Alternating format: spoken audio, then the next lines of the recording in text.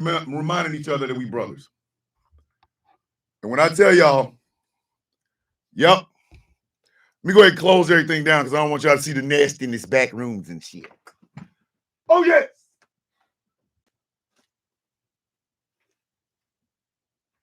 Oh, they ain't fit. No, listen. Y'all ain't understanding me. Y'all are not understanding me. Y'all don't get it. You're going to get it today. You're going to learn today. You're going to learn today. And the radio is radioing.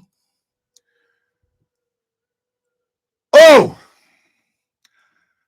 I love when clarification comes, when clarity comes. It makes me realize I ain't lost as much as I thought.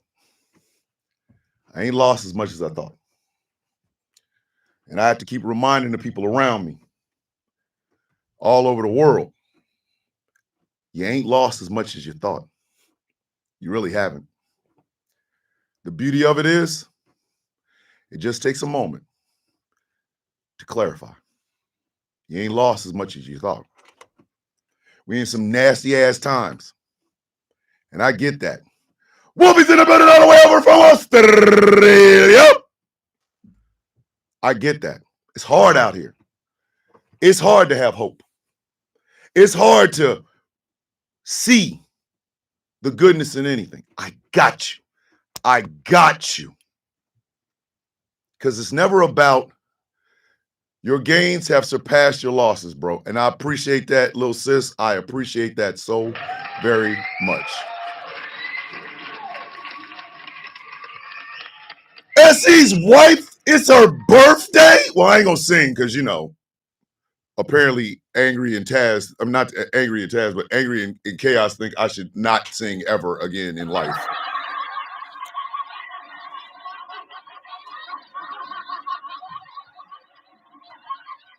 So I want today's show to be funny, but I want it to be kind of like the old Fat Albert cartoon. You know, you laugh, you have good giggles, and you might learn something along the way. So that's what today's show is going to be about. As you know, today is Wednesday, which means it is the incomparable Why Wednesday. Now, hold on. Annabelle wants the goat to sing. Hey, SZ, happy birthday from tell your wife happy birthday from the OCB, the Coffee Beans, and everyone here at the Sound of Coffee. And Coco would like to say to her, yeah, that's right. She screamed. Ah! Hey, it's mid-size stuff. Taz, we starting this early in the morning. Mid-size Thomas. Kobe. Get over there. Taz over here starting already. I'm going to just tell y'all something. My big brother's into the building, a.k.a. Ole Anderson, a.k.a. you ain't leaving out there with all them jewels and shit, a.k.a. you ain't getting in the back of there without them hard bottom shoes, a.k.a. you say something? I didn't think you did. My big brother, the one and only Chaos, is in the building. So, like I said, we're going to learn something today, right? Nothing is good in the Trump administration right now. Nothing.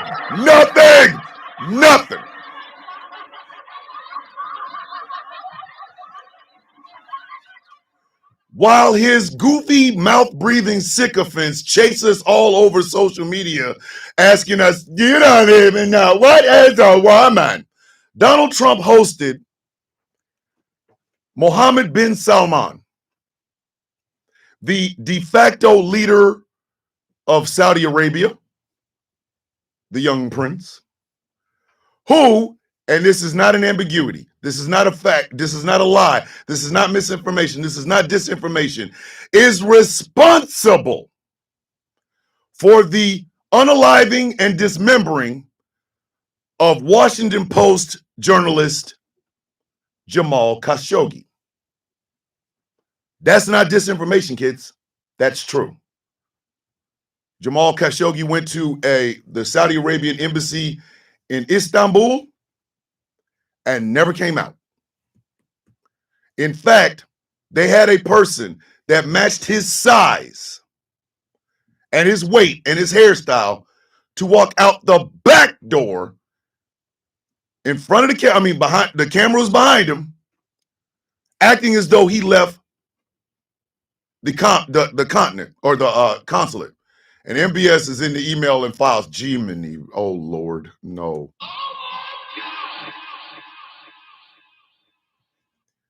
Hey, yo, Queen Hendrix, that's all I know how to do is stir up trouble and make women after menopause panties wet. That's I don't.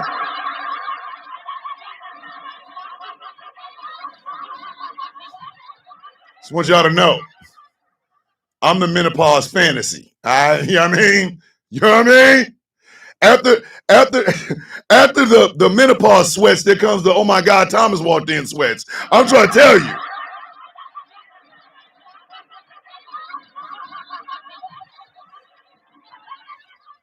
So MBS was directly responsible, or they believed that he was directly responsible. Not you, Nana, because you know I love you. They believe he was directly responsible for what happened to Jamal Khashoggi. So much so that they had a picture of Jamal's oldest son shaking hands with MBS. So MBS was at the White House yesterday. But what y'all didn't know is who else was there. My wife talked about this. My wife and I talked about this. Not meat sweats, chaos. What do you, sir, meat sweats? I don't give my, sir, that was funny. But go over there. So the other people that were in attendance when MBS showed up at the White House is the thing that nobody's talking about. There were 3 tech giants, 3 of them, in this meeting between Donald Trump and MBS. There were several tech giants and tech billionaires at Donald Trump's inauguration when he paved over the goddamn Rose Garden and turned it into a country club. The first night they opened it, there were tech giants and tech billionaires there as well. Now, while this is going on, while Trump is hobnobbing with monsters and a bunch of oligarchs, a story was brought to me in our Discord, the Sound of Coffee Discord, by Witchy. And I really, I wish I could show y'all the picture of this. But if you go to, where is it? WBTV.com, you will find this story. Neighbor witnesses Border Patrol forcing U.S. citizens out of car, arresting them in Charlotte. It happened Monday morning in the Plaza Midwood. The story itself is disgusting, but it's the picture. It's the goddamn picture. Both Witchy and Infernal pointed this out to me. I had to look really close, and then I realized not only were they right, that's the most reckless bullshit I've ever seen in my goddamn life. There are 1, 2, 3, 4 ICE agents pulling this one person out of a car with the window that the driver's side window they've already broke. One of them is pointing. I don't even know how to say this. I don't even know how to say this. One of them has a weapon. They have an M4 with a grenade launcher on it, pointing into, and mind you, you could call me a supply sergeant. You can make fun of my damn time in the United States military because I was a supply sergeant. But let me tell you what I know. Let me tell you one of the things that I know. Okay, Kim, you know you ain't never late to this show. Come on now. We always point a weapon up and down range. Top of the morning, Jesse. Up and down range. And we do not point it in such a way with our finger on the trigger that could harm anybody around us. This jackass has a damn grenade launcher on a weapon, and he is holding it, and I'm not bullshitting, he's holding it like this.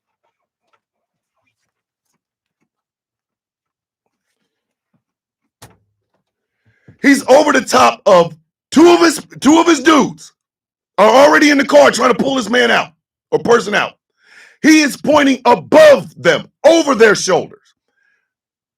That is the most irresponsible effery I've ever seen in the entire time I've ever held an M4 or M16 weapon. Kiss my ass.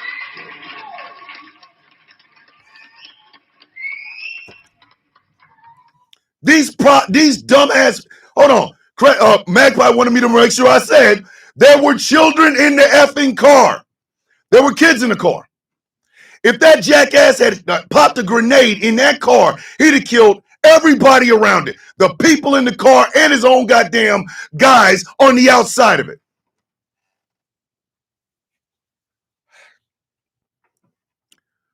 So I'm pretty sure y'all are going, so Thomas, what is the subject of today's Why Wednesday? It's quite simple. It is quite simple. Why? Why do people in America, why do Trump supporters still believe in this goddamn dude? Why? Why? Why? Simple question. Simple goddamn question. Why are there still Trump supporters out here trying to make every goddamn excuse for everything this administration does? They did it in 2016. They're doing it now. Why? Common sense would tell you, even if you are an immigration and enforcement person, common sense would tell you, don't point that goddamn weapon at the back of my head. Common sense would tell you, and I'm going to be honest with you, y'all can make fun of me all you want, but I achieved the rank of staff sergeant in the United States Army. If I was in training and somebody did that shit to me, I'd break my foot off in their ass and wait for the goddamn Article 15. I'm dead ass. I'm so serious. I'm so serious.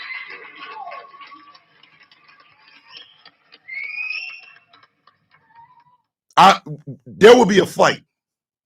I'd have punched him in his shit. The F is wrong with you? Point that muzzle down, dummy. You could have killed everybody. Listen, couldn't be me. Nurse Davis in the building. Good morning. Couldn't be me. Could not be me. I'm literally getting ready. I'm trying to get this person out of this goddamn car, and I got to look, just a glance up, and I got to see your M4 with a goddamn grenade launcher over the top of my head. I'm going to beat the shit out of you.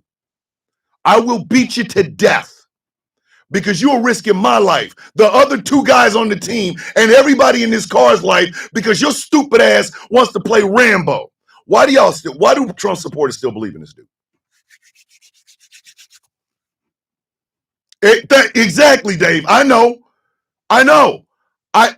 Ladies and gentlemen, please do not misunderstand me. Please do not misunderstand me.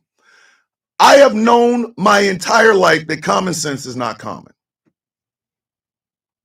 I have known my entire life that common sense is not common.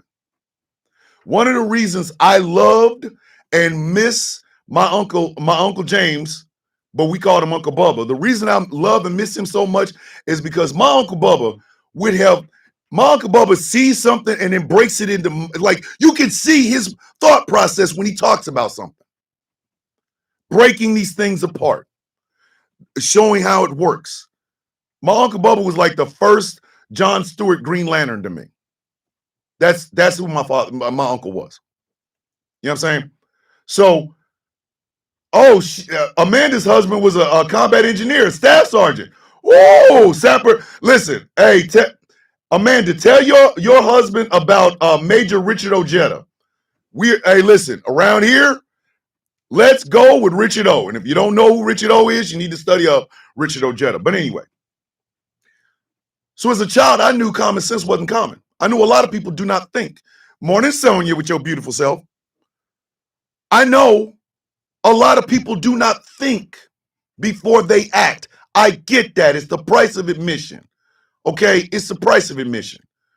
To live in America is to understand that just because you know some shit is right, don't mean the next person literally standing next to you does. Okay, I got that. But now this shit has been accelerated.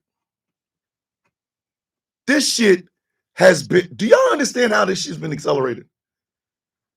For the past 10 years, we have been suffering with Donald Trump immune deficiency virus.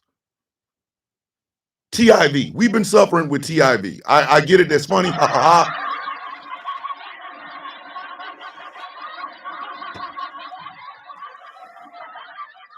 But this shit is getting out of control. This shit is smooth getting out of control. And goddamn it, I think we need to talk about it for a sec. So I didn't give y'all greeting. I didn't give y'all opening yesterday. And I know a lot of y'all was like, it's some bitch. I only come here because he does the cool opening with the hand in the back. How come he don't do none of that? Get on my nerves. Every time I come here and I need to see the opening. That's how I get my day started. Okay. I've heard y'all. I understand. Allow me to give y'all the opening. Godzilla -1 inhale. Let's get it started, baby. Ladies and gentlemen, boys and girls, children of all ages, good morning, Mr. and Mrs. America, and all of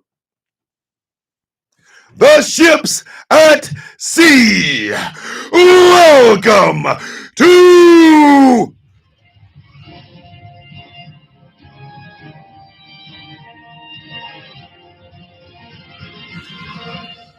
a Why Wednesday episode of the Sound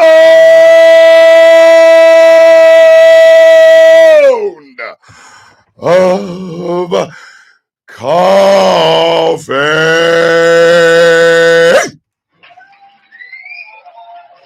Oh!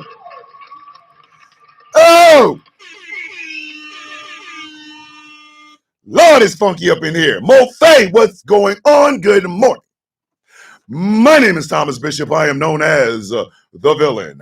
My title and designation is the Brutalist, the leader of the Villains Guild. And for the Your Mama joke this morning, have you ever noticed how when you ask your mom who was her dream guy, they always get a little bit darker every year when you ask her that? You know, one year it was Vin Diesel with his ambiguous ass. Then it was Will Smith. Year after that, Barack Obama. It's weird. Right before she hit Idris Elba, she hit me. And the reason she hit me is this. Your father is a bag of plain old, stale, no salt, no seasoning ass popcorn. I am the sriracha sauce on said popcorn.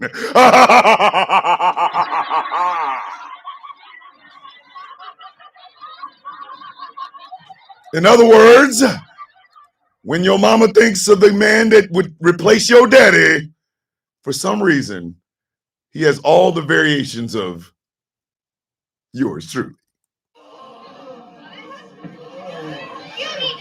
No, I don't. Oh, shit. One time for the one time, one time for the one time, one time for the one time. B-Sep is in the building, and Persepolis the cactus, always in our hearts.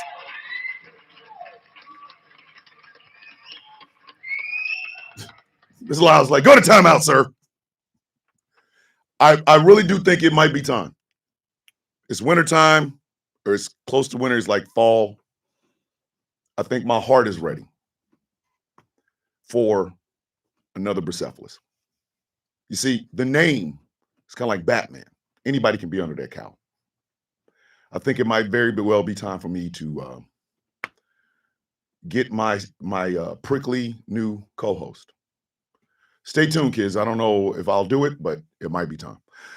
Get your C's, turn them sideways, raise them in the air, and acknowledge your coffee bean. OCB, OCB, OCB, OCB. Why you got your hand up there? Give yourself a pat on the back. Give yourself a high five for the absolute 100% best part of this whole show is you coffee nuts, the coffee beans.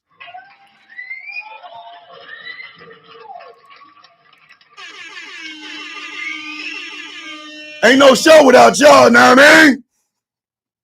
There really isn't any show without you guys. I swear, it really isn't. I greet you with the universal greeting of the coffee beans. How you doing? I woke up. Everybody else, because I woke up. That's how I look at it. You all had a chance until I woke up. Today's mine. That's just what it is. You know, one day somebody's gonna get up long before the coffee beans are up and cure cancer. Because the moment the coffee beans wake up, it's just pretty much over. I don't know what to tell you. Sorry. You ain't got a snowball's chance in hell, bitch. When the coffee beans wake up, it's our day. I don't know what to tell you. It belongs to us. So why do Trump supporters still support Donald Trump? If you break down the 10 years and some change that Donald Trump has been on the goddamn scene, it could basically be summed up like this. Hi, I'm Donald Trump. I ain't worth the shit. Come and bow down so I can do something with your forehead like these nuts. Got him. Got him. Donald Trump has literally put his testicles on these people's foreheads, and they have not moved in 10 years. Do y'all truly understand? They have not moved in 10 years. 10. These dumbasses are the reason I have to keep saying over and over and over and over and over that these people are our employees. They don't employ us, we employ them. They have made every single conversation worse. They have gone to places none of us thought they were going to go. They have elevated people who really shouldn't have been elevated. If it wasn't for Donald Trump, Nut Water, BBL Loomer would still be someplace licking taco shells at Taco Bell.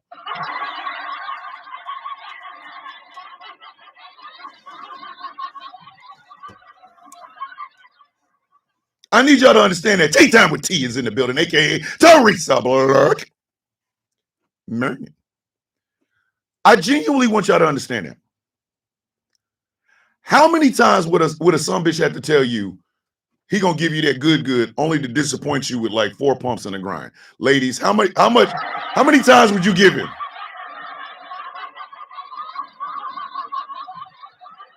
Girl, you don't know. I'm gonna put down, boy. Girl, I'm about to wear that ass out. I'm gonna break your back. Okay, Daddy, come break my back. All of a sudden, this go buy, get the ladies. I know a lot of women that would listen. The third stroke would be him stroking his bitch ass out the house.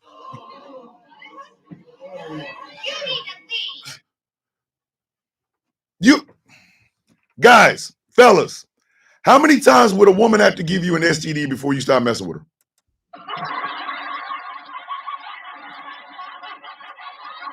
Leggy ladies in the building with your beautiful ass. How many times, guys?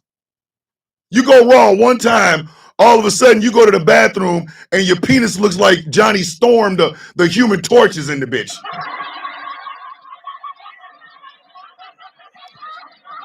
Chaos. Sir, chaos. Chaos.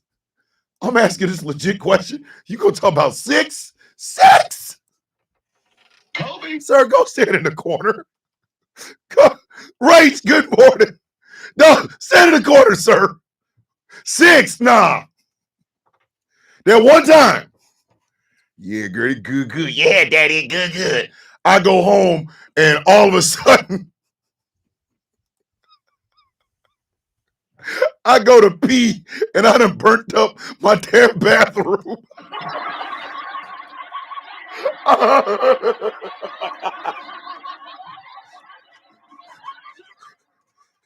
You done gave me some shit that melts porcelain. Nah, we good. If I can get rid of it, bitch, you'll never see me again. You will never see me again. You ain't like that good, bitch. I gotta replace my goddamn bathroom. The hell are you talking about? You ever see something burn up porcelain, bitch? Get out of here.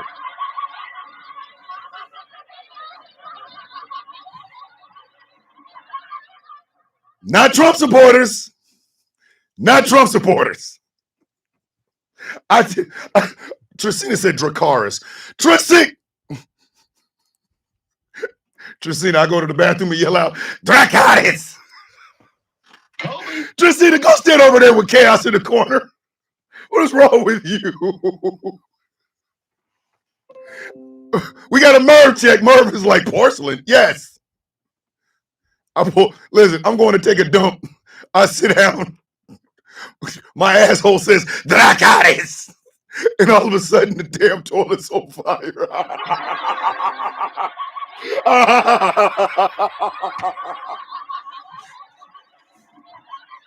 Listen, my wife called it like, Thomas, why is the bathroom on fire? I don't know. I can't wear pants or drawers.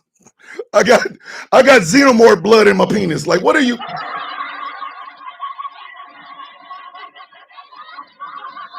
One time, homie. One time. You give me that shit one time and I get rid of it. Bitch, I will forget you even exist. Listen, I will Men in Black mind erase my damn self.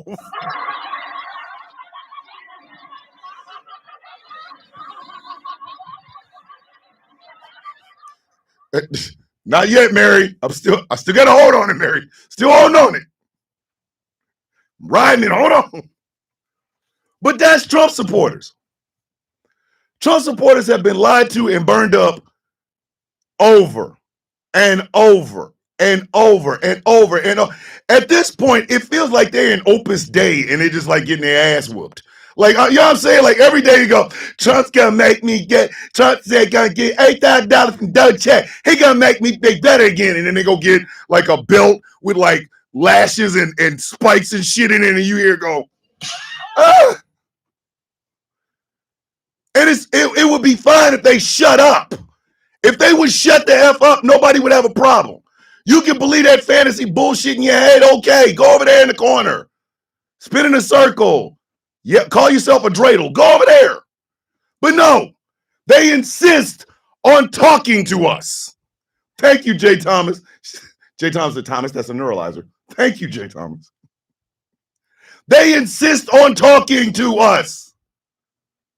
Hey, I bet you when you get your $8,000 Doge check, you better thank Daddy Trump. And you go, ugh. First off, it's the daddy shit. I'm going to tell you right now. That's the shit that started it. For me, it was the daddy shit. Listen, let me tell you something.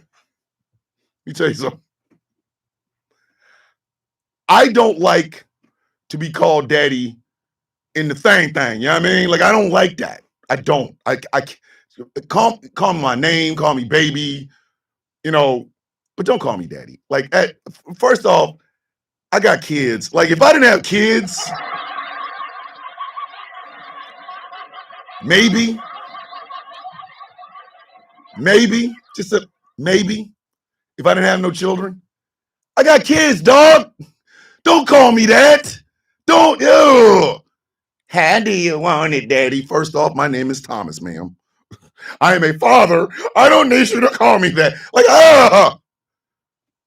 Like Mary, she just said it. I have two dads. That's it. Mary has two dads.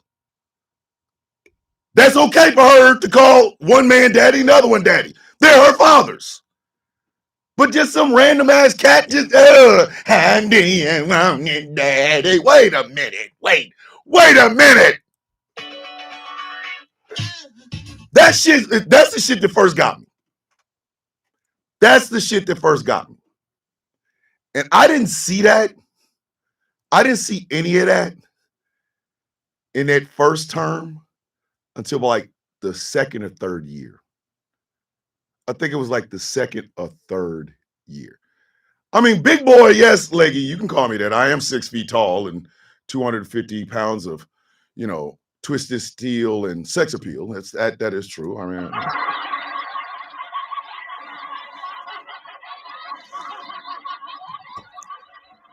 so around the second or third year of Trump's presidency, the first time, that's when that shit started to come out. But it was so random. You go, huh? Like, remember it? The first time you heard it, you thought somebody's father actually walked in the room and his first name was Trump. Like, Trump Johnson's in the building. Oh, look, it's Daddy Trump. Wait a minute, are you talking about Donald Trump? No, my father, Trump Johnson over there. Oh, okay. Daddy Trump Johnson. Okay, I got that one. Morning, can we not with your beautiful ass? It was so not a thing that people like freaked out when they heard it. Like, you couldn't just drop that shit in a normal goddamn conversation. Between 2017 and 2020, nah.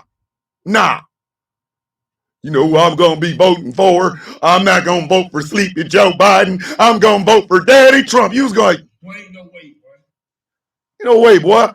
Good morning, my dear sister Dorothy Bell's in the building. Dots is in the building. So in the first term, he was like, okay, this is weird, but okay. Then he lost. Then he was out in the wilderness because he started running for president. He announced his candidacy for president of the United States on January 23rd of 2021. Like,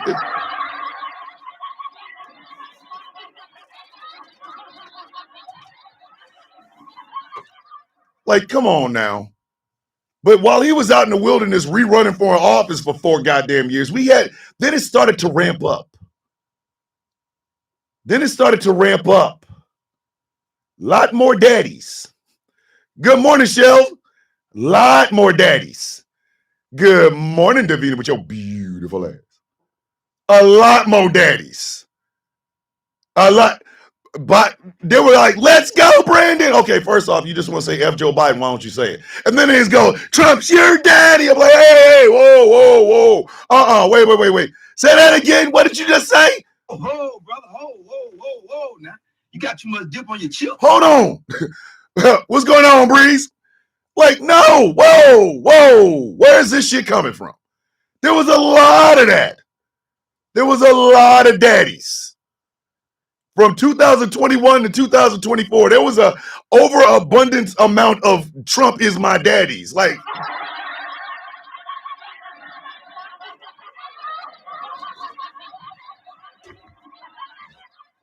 that was the impetus for this. Flag on the play. Hey, whoa. Because I'm not used to that. I swear for God and for the white man, I didn't grow up like that. As a kid, hell no. LL Cool J's my daddy. For real? No, I was just bullshitting. I was just playing. I really don't know the dude. Like,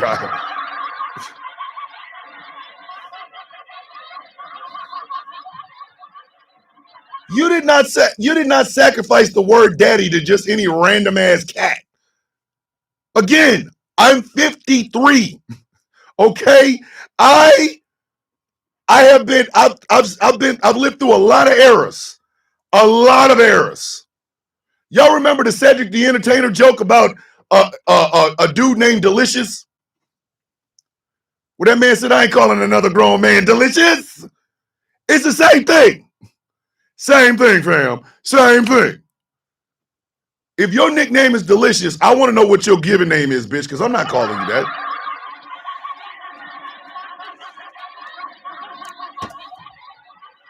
What's going on, bro?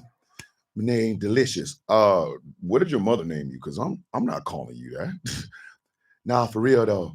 That's my nickname, Delicious. No, bro. I don't think you understood me the first time. I'm not calling you Delicious, bro. I'm not gonna do it. I ain't gonna be able to do it, though. No, for real though. You know, everybody love calling me delicious. Who is everybody? Bitch, you didn't ask me. I'm not a grown man, dog.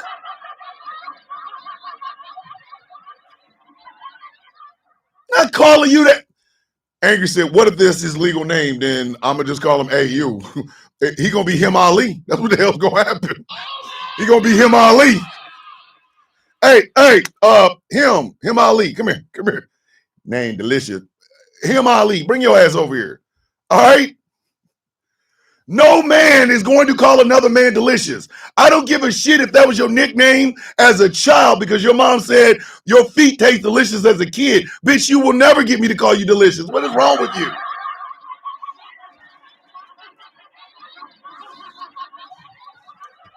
Chantel, like, I know the Kings of Comedy word for word. Dog, I call you D, and I don't even like saying that. Hey, yo, hey, homie, hey, partner, playboy, hey, pimpin', come here for a second. So a lot of more daddies started to show up in the 4 years this son bitch wasn't president. Trump shit, dad. You be like, hey, hold up. No, he's not. Yes, he is. No, he's not. Yes, he is. And then it started to be like, when you were a kid and you were fighting on the playground, I'll beat you up. I'll call my daddy. My daddy will beat up your daddy. My daddy will beat up your daddy. Be like, hey. That's when it started. Trump supporters were so damn ass backwards that they were literally in comment section. Trucker, what's happening, brother? They were literally in comment sections arguing with, that was the argument. That was.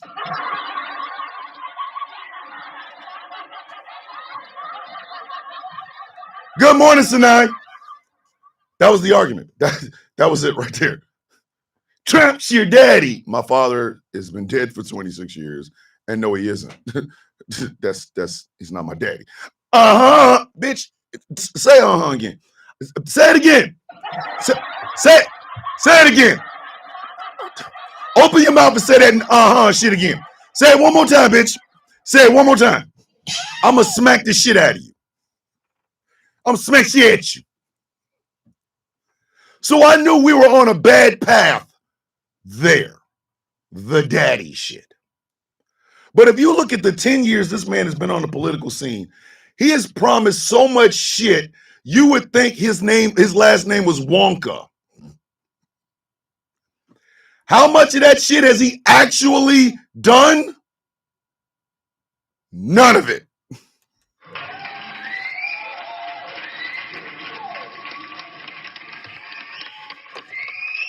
None of it.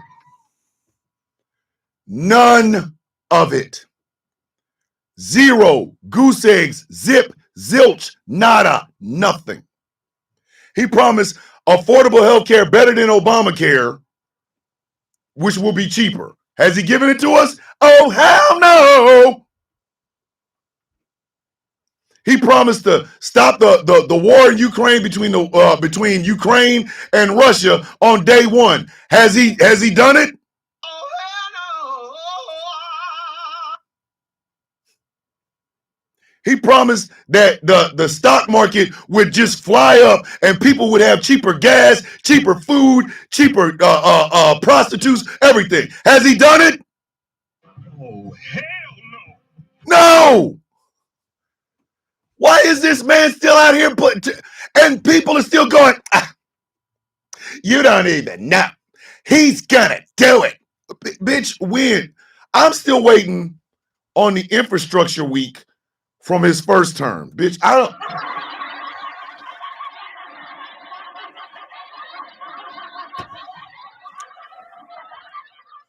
So at a certain point, oh my goodness, they're $15 houses because of him. Your mama still working in them $10 houses? That shit is raised for inflation. I can't even go see your mom at a $10 house because I ain't got but $9 and it's now $15, bitch. Your mama still working in them $10 houses? Do y'all remember people saying they were going to vote for Donald Trump because of the price of eggs? Do y'all know in the history of this country, nobody's ever used that as an excuse to vote for anything? Anything. Anything. Chickens have never voted for more eggs. I'm just going to be dead ass honest with you.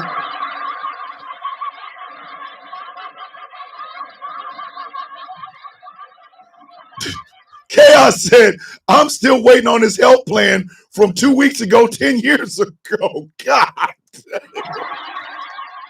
God damn you. God.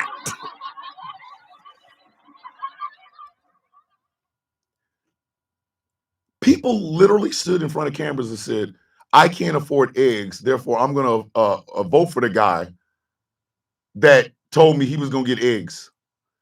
He sat on a stage next to the most accomplished and just credentialed presidential candidate ever in Kamala Harris and said, I have concepts of a plan.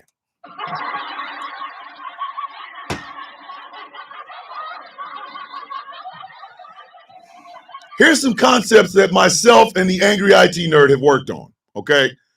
A 3D printed Iron Man suit.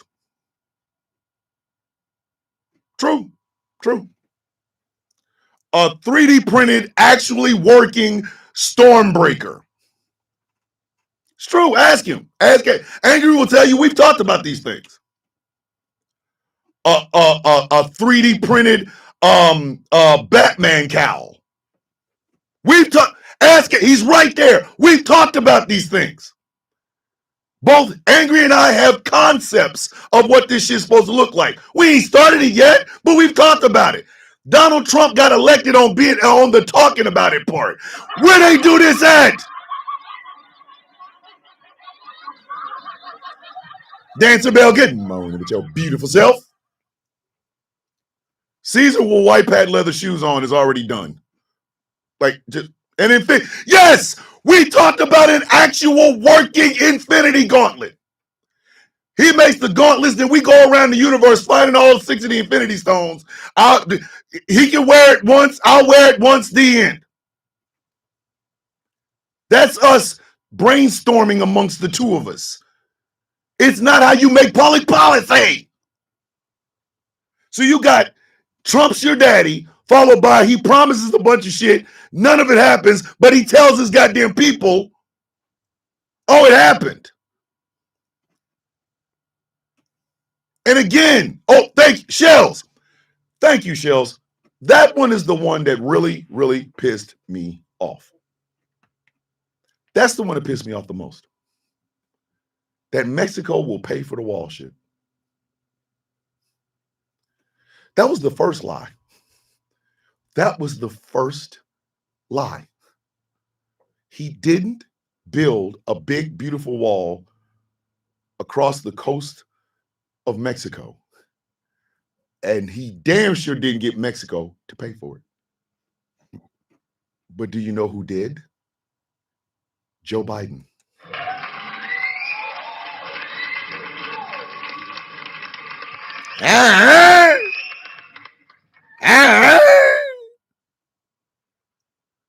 When Vicente Fox, the former president of Mexico, has to use use English and profanity, you know you ain't getting that wall built and paid for by Mexico. Vicente Fox said, I'm not going to pay for that fucking wall.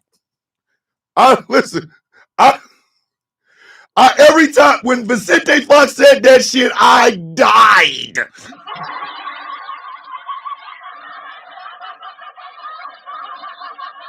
Chantel, was that not the funniest shit you ever seen? What's going on, Milton Cauldron? Was that not the funniest shit you ever seen? Vicente Fox is like, I'm not going to pay for that fucking wall. I was like, hey, yo, sir,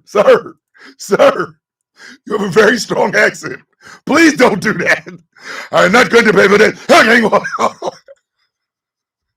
Basically, he said to Donald Trump, You ain't the dick. I was dying. I did not expect him to do that.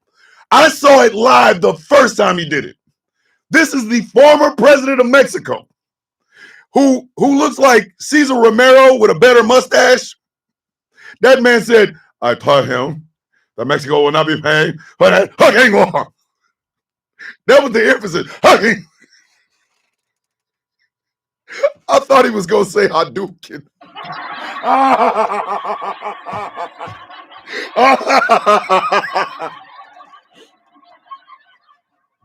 I told him Mexico will not be paying for that Hadouken war.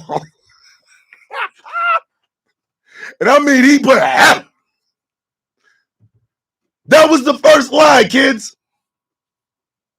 That was the first lie. And he wrapped that bitch up in xenophobia. Which is why in 2024, when I saw anybody speaking Spanish talking about I will vote for Donald Trump, I looked at him and like, are you out of your goddamn mind? Latinos for Trump. Are you for real right now? Are you serious, yo? This man literally said, I'm good. When Mexico sends its people, it's not sending its best. They're bringing drugs, okay? They're bringing crime, okay? They're rapists, and some, I assume, are good people. At that point, if I spoke even passable Spanish, bitch, I wouldn't have voted for his dumb ass.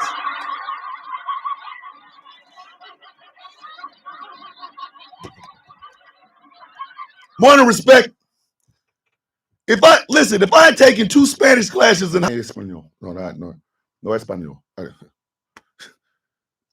It's a real simple question. You go vote for Donald Trump. No habla. Bitch, get away from me. Listen, no habla would have been the stand-in for.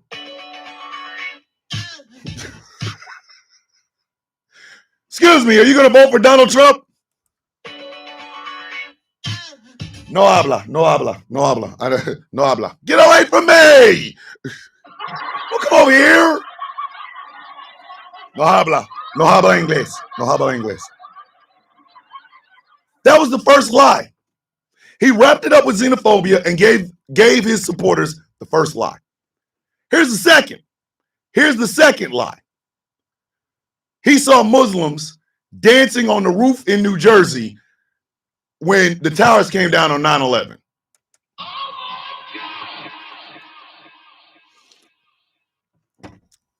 Just in case any of you jackasses still out there believe that, oh, the Muslims are all bad. Muslim people died on 9/11. And I'm not talking about the hijackers. I'm talking about the people in the plane and the people that worked in the Twin Towers, the people that worked in the Pentagon, and the people that were on the plane going in to Shanksville, Pennsylvania. I said what I said. Be safe, Dave. Go out there and save some lives. Do no harm, Mr. Nurse Dave. We love you, guy. Okay? Let's get this bullshit out of the way. One of the things that I've always disliked about America is how it manufactures bullshit to pit 2 sides against each other. The one that has been going on for a couple of years now are Jews versus Muslims. No.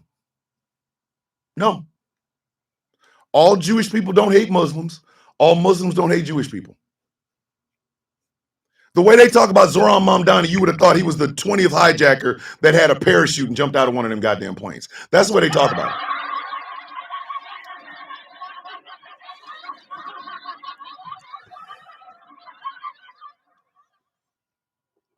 Muslim people died on 9/11.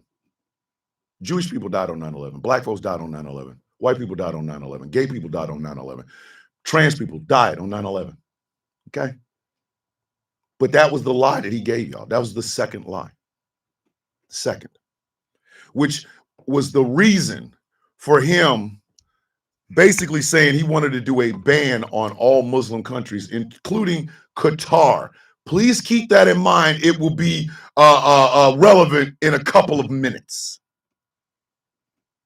So all Trump did in the lead up to the 2016 election was hand people, bacon wrapped lies, uncooked bacon ass lies.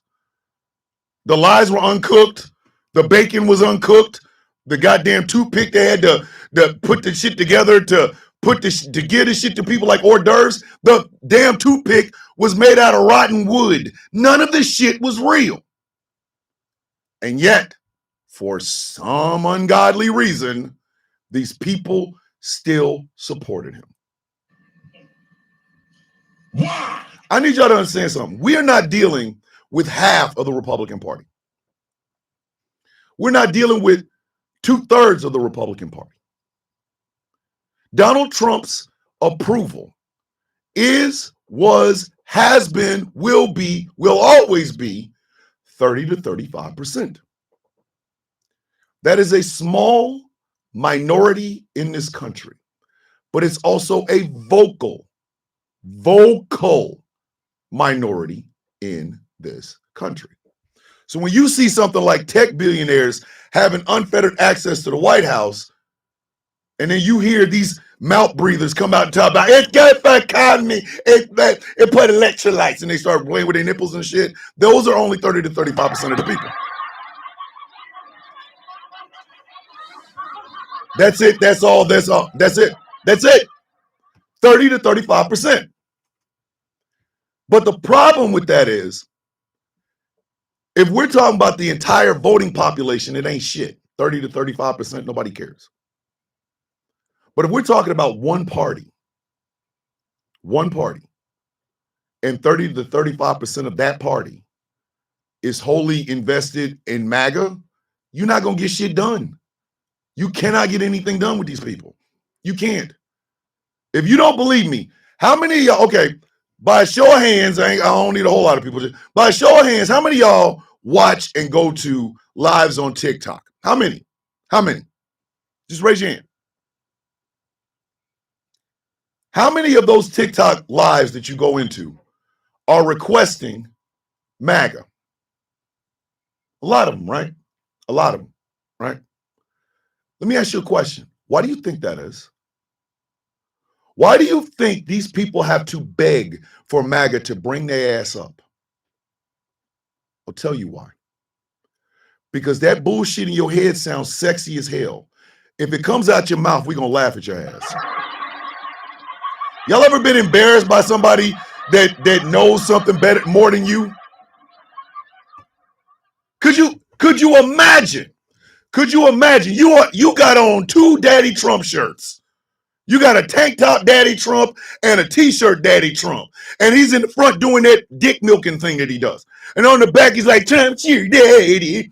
You got on a Trump hat. You got on Trump drawers. You got a tattoo of Trump over the top of the crack of your ass, and you're a guy. You got Trump everything. You wearing Trump socks. Your car is covered in Trump stickers. You are Donald down to the ground. Know what I mean? You decide to go on live with somebody, and they ask your ass to come up and explain that shit. Bruh, by the time people finish schooling your stupid ass, you just gonna flip out and crash out and go, Jan, you ain't the dick. You ain't the dick, sir.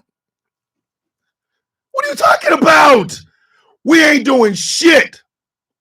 We ain't doing shit but mentioning to you what is a factual known.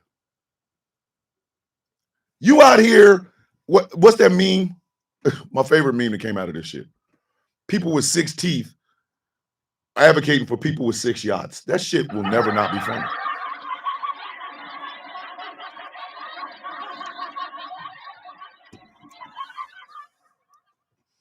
That will never not be funny. People with 6 teeth advocating for people with 6 yachts. The mental image of that shit is hilarious. I don't know about y'all. That every time I see that shit, I laugh. Every time I see that shit, I laugh. But these people know for a fact the shit that is coming out of their mouth is ridiculous. It makes no sense. It's never made any damn sense. And it's cool in your house. It's cool amongst your friends. All of y'all MAGA, MAGA, MAGA, MAGA, MAGA. Y'all look like MAGA penguins. That's what the hell y'all look like.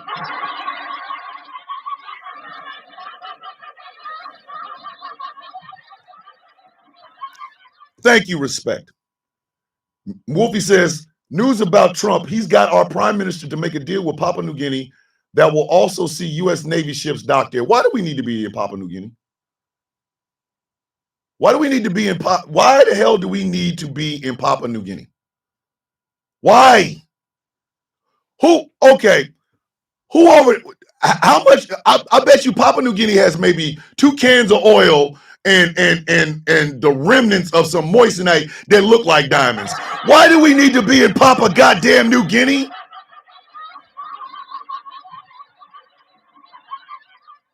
It's like going to war with Tulun. You know what I'm saying?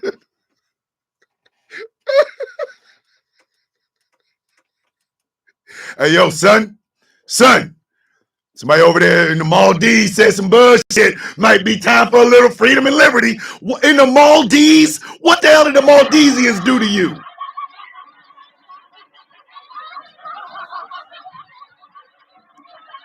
Morning, Sigrid, your striking biking ass. We're getting ready to go to war with Venezuela. Listen, this might shock shit out of some of y'all. Don't shock shit out of me. We getting ready to go to war with Venezuela. Why? Who the hell knows? All I know is Donald Trump got in the White House and started looking at goddamn Venezuela and was like, he was ready to, okay, Mofay, I got you. There's a lot of oil. But for real, are you serious right now? We just gonna pretend like that's the only place with oil? What happened to Elon Musk and them shitty ass Cybertrucks? I thought them bitches were supposed to be replacing oil.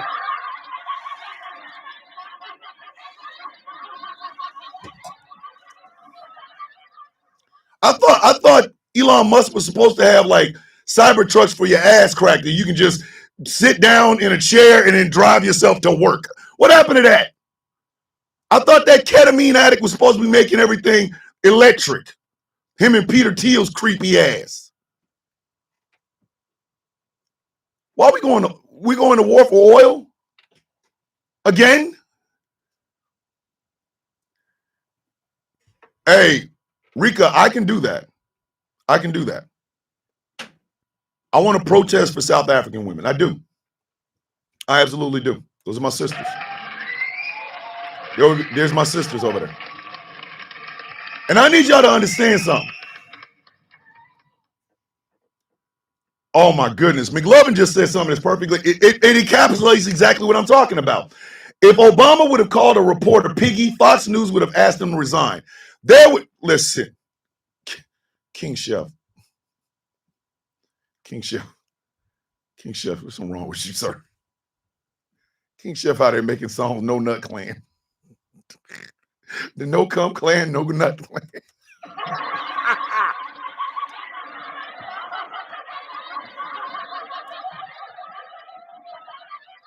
We now live in a country where opinions outweigh facts.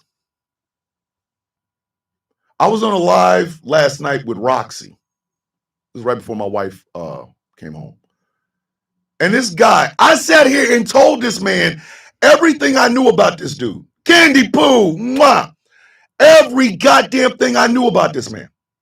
Annabelle with the $5 super chat. If he can start a war on his mainland, he can call for a state of emergency and cancel the elections. You're goddamn right. That would be exactly it.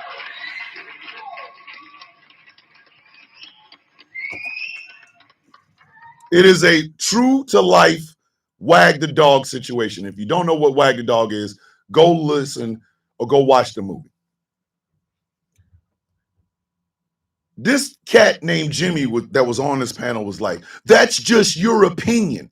This is what that jackass has brought us to.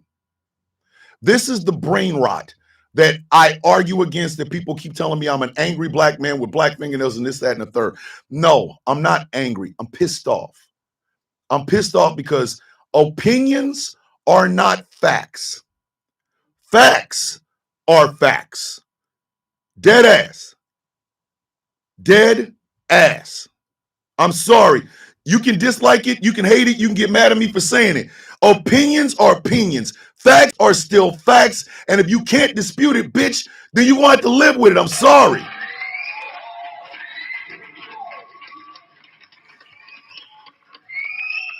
I want you to understand that. But that's what this jackass has brought us to. Understand, I've told y'all before, apathy will kill America. And apathy killing America will inevitably kill the world. We're apathetic about things that are around us. We are apathetic about different things. Like the fact that, and I mean this, the fact that you can care so much about another region on earth that you will screw the United States, who has a vested interest in the shit that you care about, and now you done tanked both of them. You tanked whatever you were fighting for overseas, some other part of the world. And at the exact same time, you have also tanked the place that is responsible for the bullshit. Y'all see how that works? You stepped on, in the street they call it, you stepped on your own dope. You did. You put a product out there and then put another product out there that's cheaper than the one that you got, and then somebody catches the shit, makes it cheaper than yours. Now you ain't selling shit. You have stepped on your own goddamn dope. Oh, I care about insert another country I'm not in. Free another country I'm not in. Screw this place. Well, guess what? When you screw this place, you screwed that over there. Donald Trump made that possible. Donald Trump made that possible because opinions became stronger than facts. That's my opinion. Versus what you can see and hear with your own two eyes, your own two ears, and Google. That's what bothers me so much about Annabelle said, and we always gave food stamps during the shutdown, but he found a way not to do that. Do y'all see how that works? Your opinions made it possible for the government to shut down, the longest shutdown in American history.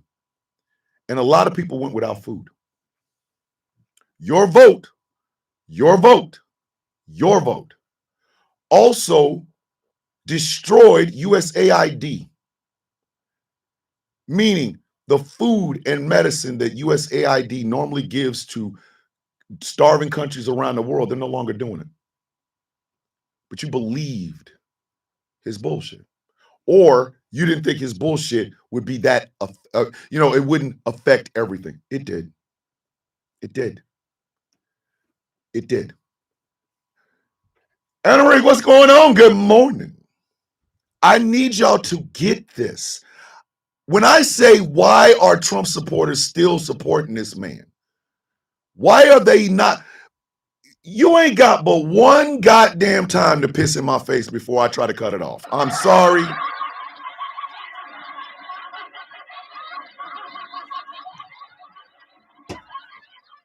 I go to a Cracker Barrel and I sit down and get ready to order my food, and the goddamn cook comes from out back and pees in my face. Y'all won't have no more cook. Y'all will not have you'll never have another cook.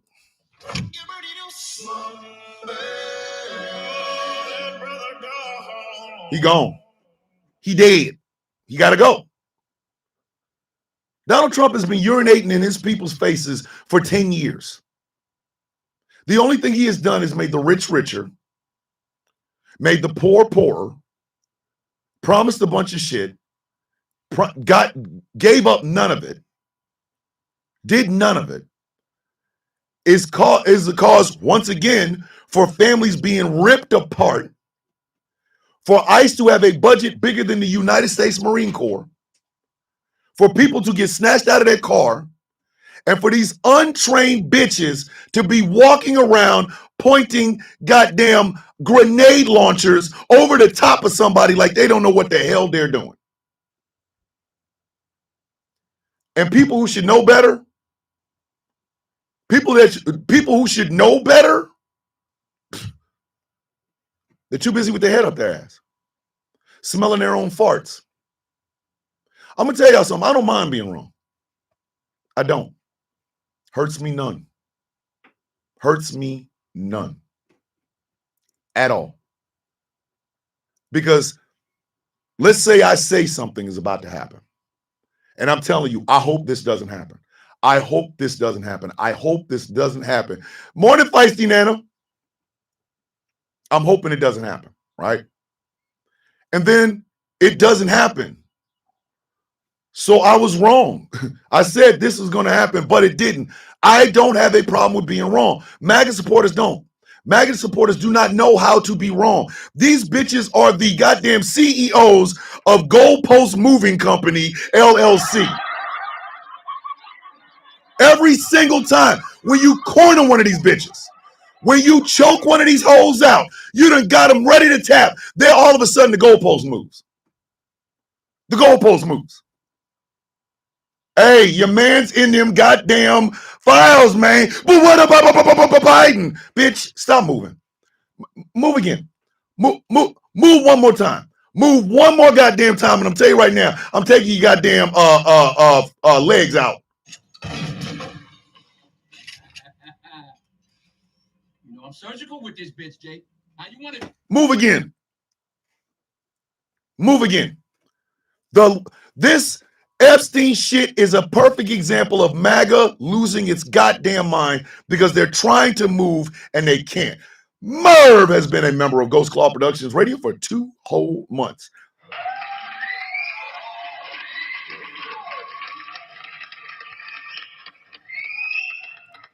Merv said MAGA would rather be right than be correct. Look at the damn uproar over Charlie Kirk getting unalived. I want y'all to understand this, okay? Let me put, I'm gonna give y'all a scale. I'm gonna give y'all a scale. On the one side, I'm gonna give you a bunch of things. On the other side, I'm gonna give you a bunch of things. On one side is Charlie Kirk. Okay? On the other side is Nelson Mandela, Dr. Martin Luther King, Malcolm X, Huey P. Newton, Fred Hampton, Bishop Desmond Tutu, Winnie Mandela, Kathleen Cleaver, Angela Davis, Robert F. Kennedy Sr., John F. Kennedy. Now look at all of the people on one side and look at Charlie Kirk. He ain't got shit in common with them goddamn people.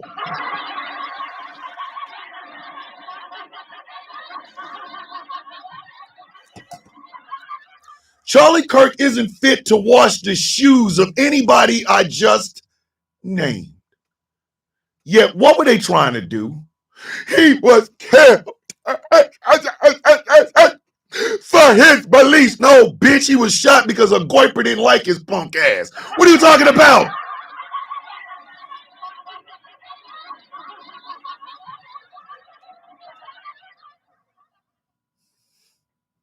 What the hell are you talking? Y'all need to shut. He died for his beliefs. Harvey Milk died for his beliefs.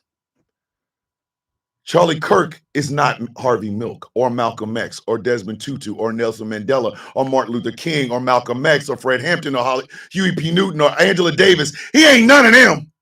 He was never none of them. He's a goddamn podcaster. They got people out here. Here's a moment of silence for Charlie Kirk. America. Yeah, kiss my ass.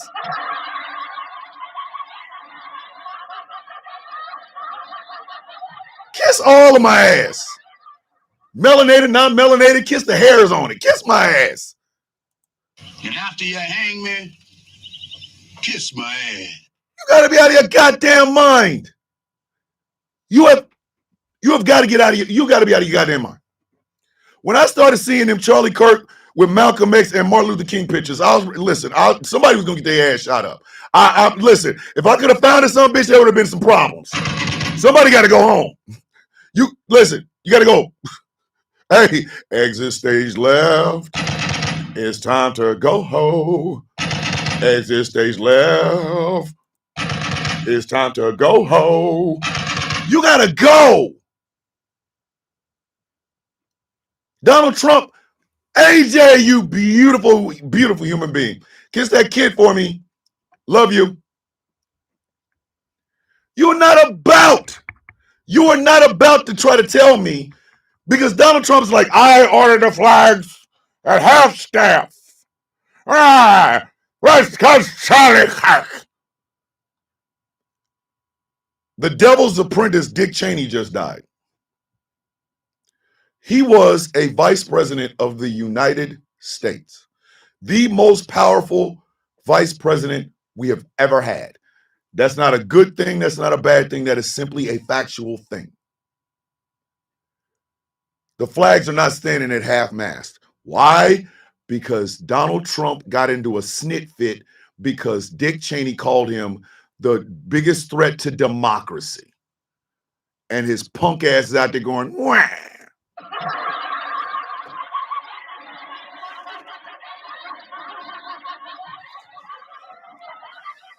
They showed more reverence from a cat doing exactly what I'm doing right now than they did to a person who was actually elected to the office that he held.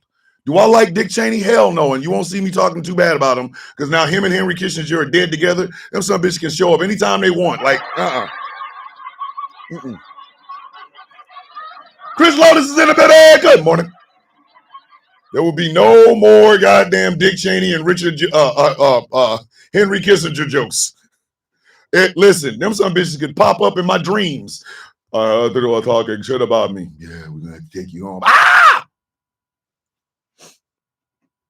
They show more reverence for a cat with a goddamn podcast than they did to a vice president of the United States. And dumbasses were out here really fighting that battle. Donald Trump said, honor Charlie Kirk. Here come the mouth breathers. You better honor Charlie Kirk. I'm gonna dox you. You're gonna lose your job. For me saying he was leaning to the left when it happened, like what the?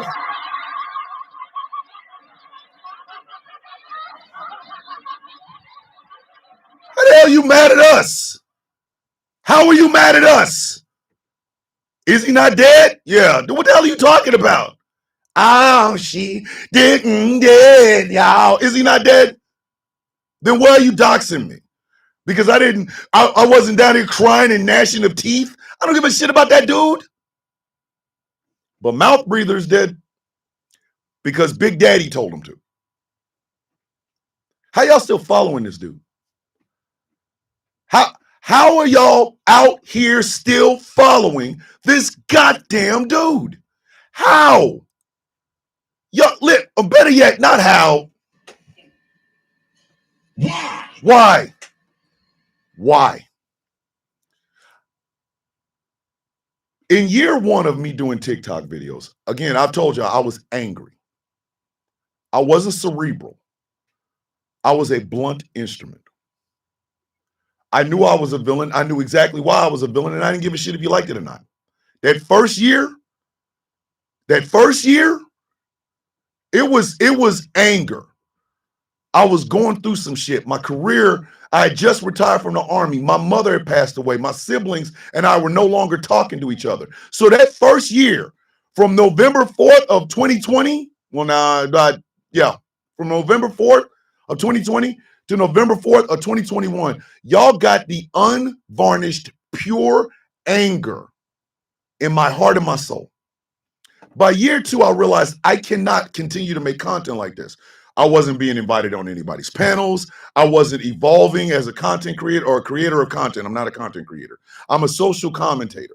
That's where that title came from. I had to start understanding exactly what my power was. So a lot of my content changed. I started to be more funny. I started to give out more facts. I started to say the things that needed to be said out loud. It was the formation, it was the impetus in the formation of the Villains Guild. That's where all of that came from. It was a year one thing that by year two, we had started to actually see some progress. But in that entire time, from day one until right now, there's been one constant. And it's not just me. I don't want anybody to think this is just about my ego. It's not. look at a lot of your favorite content creators, the Jolly Good Gingers, the Potty Mouth Pollyannas, the Good Troubles, the U.S. Army Overlords, the Matt, USMC Angry Veteran. If you notice, all of our content has one constant: Trump supporters. Not his orange dumbass. Listen, I expect Donald Trump to answer a bunch of questions in front of a goddamn helicopter, then spin in a circle while the goddamn Curb Your Enthusiasm music plays in the background. That's what I expect.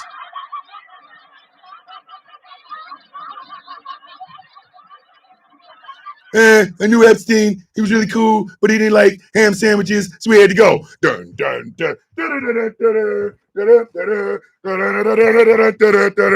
what? Boom. I expect that.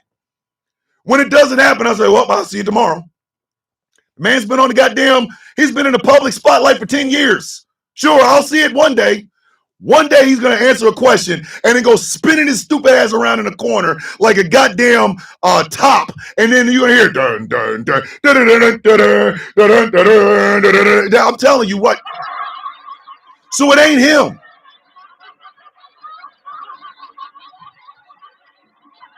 The man has an overcooked grilled cheese sandwiches for brains. So it's not Trump.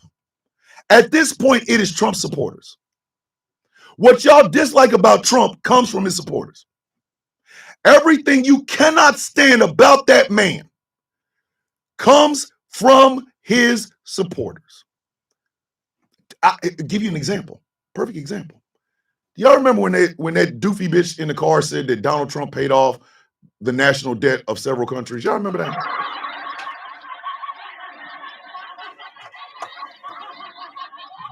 Do y'all remember that? I know everybody saw it. And every single solitary one of us that looked at that shit was like, bitch, did you just say he put a check in to pay off the national debt? Are you out of your mind? Okay, raise your hand if you never saw that video. Don't worry, I'll wait. Raise your hand if you never saw that video. If you never saw the video of that stupid bitch sitting in her car talking about somebody just paid off the entire national debt. What? What? Bitch, if you don't sit down, get your dumb ass down. And what did that do? Morning, Big Mike. What did that do? What did that do? That made us hate that son of a bitch more, did it not? All right, confession time. You ain't got to go out on this ledge with me, but damn it, I'm going out on this ledge. Do Trump supporters not make you hate Trump more? Listen, here's my hand.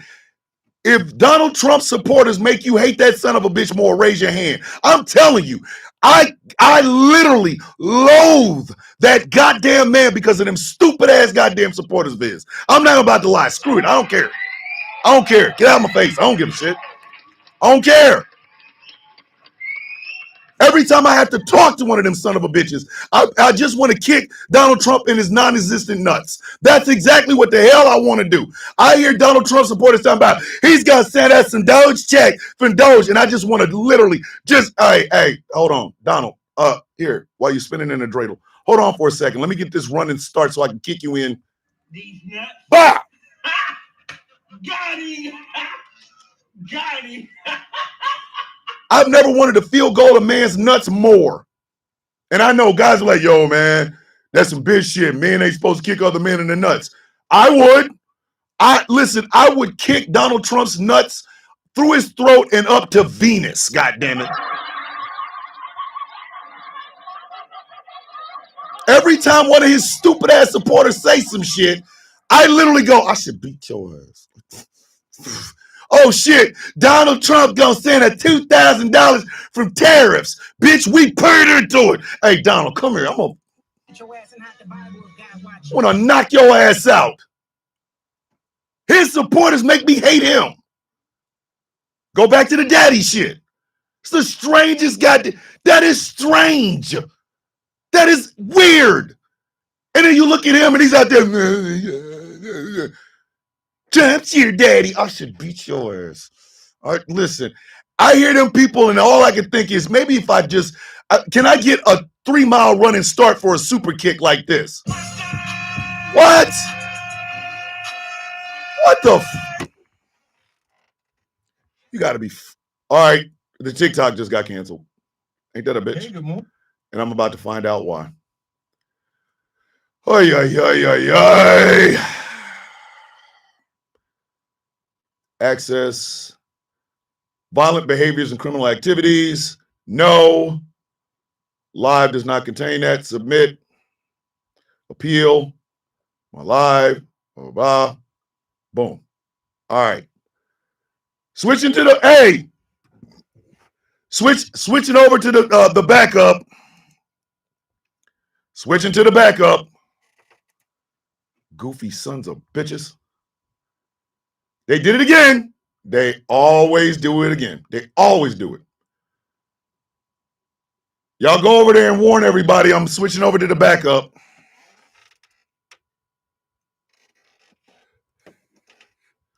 Once again, TikTok does what it always does. You know, I'm really thinking. All right. Hey, Missing Wild Wednesday. I miss you and the family. You know. Oh, I love her. All right. So back in the backup. It really doesn't. It never changes.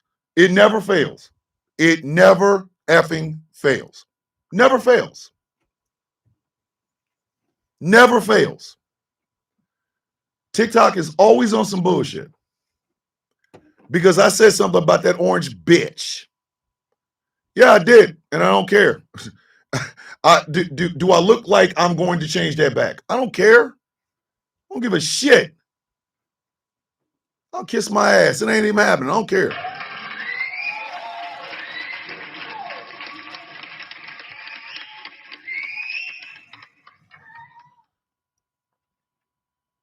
TikTok didn't get the memo. The beans woke up. Thank you, can we not?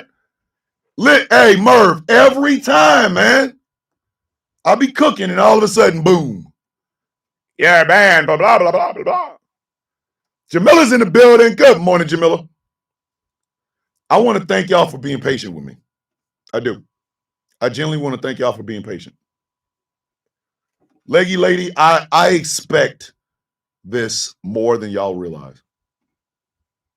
Like there's no ambiguity about the shit. None. I have no ambiguity about the shit.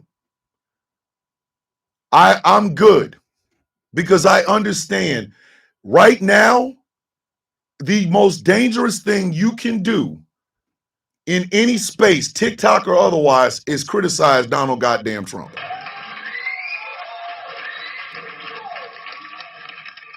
The very worst thing you can possibly do or possibly be in the United States as far as media is concerned. Nana, they banned my shit, so I'm on the backup. I'm gonna go on the backup. I know, Crescent. I know. As soon as I can get the desktop version of Substack, TikTok can kiss my ass.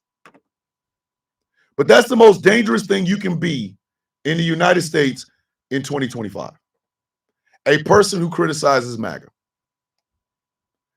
Because all the American population is doing, all they're doing is enabling these idiots. They are enabling these idiots. Enabling them. That is the danger, ladies and gentlemen.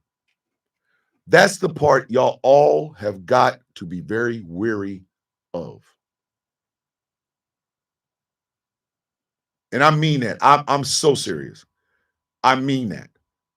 The worst, most dangerous thing you can be in America in 2025 is a critic of the Trump administration, Donald Trump, and his goddamn supporters.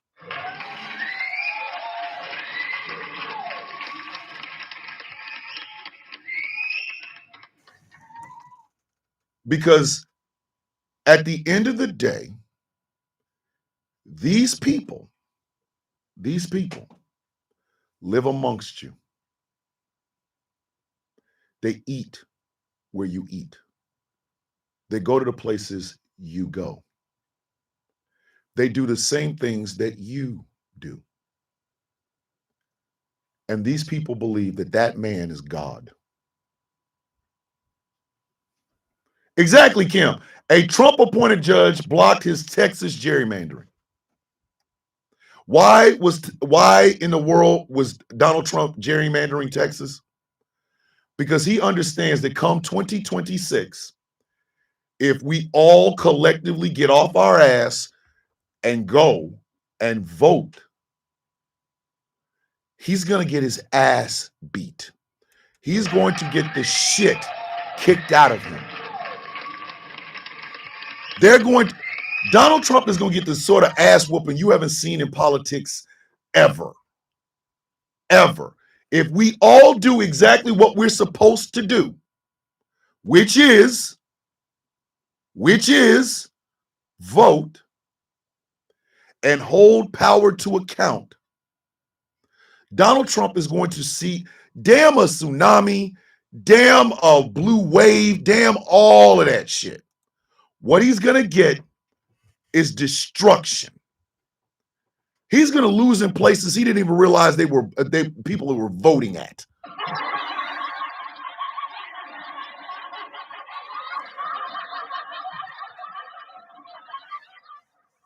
Dave the Viking came in to remind y'all it is Santathon for Jess tonight on Rouse High Exalted. I was going to do that same thing, Dave. I was going to do that anyway. So we might actually start even a little bit early. We are trying to find a way, and I think we found it. It's the Streamlabs studio where we can have more people, and you might even be able to get my sound effects. I'm not sure. I don't know. So don't nobody even try to hold me to that shit. Don't. But the fundraiser is for Smoking Hot Mess Jess, who is one of the four horsemen. She's the Tully Blanchard of the Sound of Clean. She's also the showrunner for The Villain's View. She is our resident go-to person for everything. She books the guests. She reaches out to them. She sends them the Zoom links. She is a part of GCPR in a way we will, like, seriously. It just literally helps us run the place. And her uncle passed away, and it's going to take $600 to get her to her uncle's funeral. So what we're going to do tonight on Rouse is we are going to have a fundraiser. It's going to be called a Santathon. Okay. You got some heavy hitters coming in. You got some heavy hitters. Respect. They banned my shit. I put in a appeal. I'll see whether or not I win it or not. If not, I'll be on the Sound of Coffee backup tomorrow and whenever. Right. So Jess is family, and we want to make sure that she gets a chance to take care of herself and her family. So we are going to be raising funds for that. And like I said, you got some heavy hitters in there tonight. You got Chaos and Taz are both coming in. You got Dave, the mother effing Viking, Mr. Aquaman, protester himself. You're going to have myself, Angry, and Gambit. We are all going to try to make sure Tazzy Claus is going to be there for Jess. Taz just said that. So we're going to try to raise funds for her. Who knows? Who knows? But like I said, we're trying to find a way to do it. I think the Streamlabs studio might work. So yeah, tune in tonight on Rouse. The most dangerous thing for Donald Trump right now is us. The most dangerous thing for his supporters is us. Ain't no use to me lying. Ain't no use to me lying. Ain't no use to me lying. Because an engaged populace is a populace that votes, that changes everything. I have been trying to empower people. That is what I learned in year 3 of my TikTok journey. I want to, I think it's gonna. Well, we're gonna have those guests. I don't know about. Well, we're gonna try to. I think Angry has to do some old abracadabra, and we'll be all over the place. But I have no doubt in my mind that Darth Angerless will be able to do it because he is Darth Angerless. The most dangerous thing for Trump right now is a populace that is done dealing with his bullshit. I said what I said.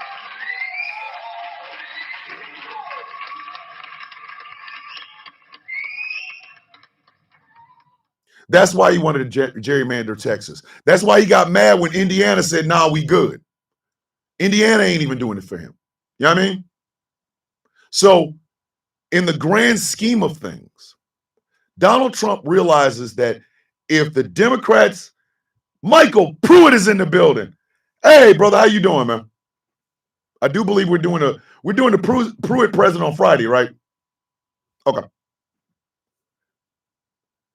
It's his supporters that enrage me. It is a leggy lady. We've been talking about that too. Me and Jeff both have been talking about that. His supporters still support him for no reason. But I do think this is what's going to inevitably end up happening. Okay? Right? We all have to understand that Donald Trump himself is a con man. He is a con man. He is simply here to steal. He is simply here to enrich his own pockets. Kim said, Thomas, what's your prediction on how the military is acquiring lawyers, on how the military is being used? They're gonna hire a bunch of people to work in JAG, and JAG is gonna be able to tell Secretary of Defense Pete Hegseth some of the shit he's doing he can't do. There. I'm sorry. Pete Hegseth cannot change the Uniform Code of Military Justice. He can't. UCMJ is still UCMJ. It is the law of the land across all military branches. There's some shit that's in there that Pete Hegseth cannot change. He cannot change. And I'm sorry. Mark my goddamn words. Pete's going to try it. And those lawyers he's hiring is going to kick his ass like, sir, you can't do that. You can't. Uniform Code of Military Justice. His supporters will have to be studied one day. And I mean that. I mean that sincerely. Donald Trump's supporters are going to have to be studied. And I will tell you why they're going to have to be studied. Never in human history has the election of one man done so much to the psyche of so many people. And no, I'm not talking about Trump. I'm talking about Barack Obama.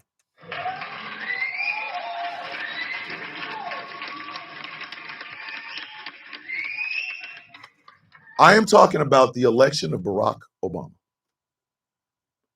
Again, I was under no pretense that Barack Obama was going to be some democratic socialist. Never. Never.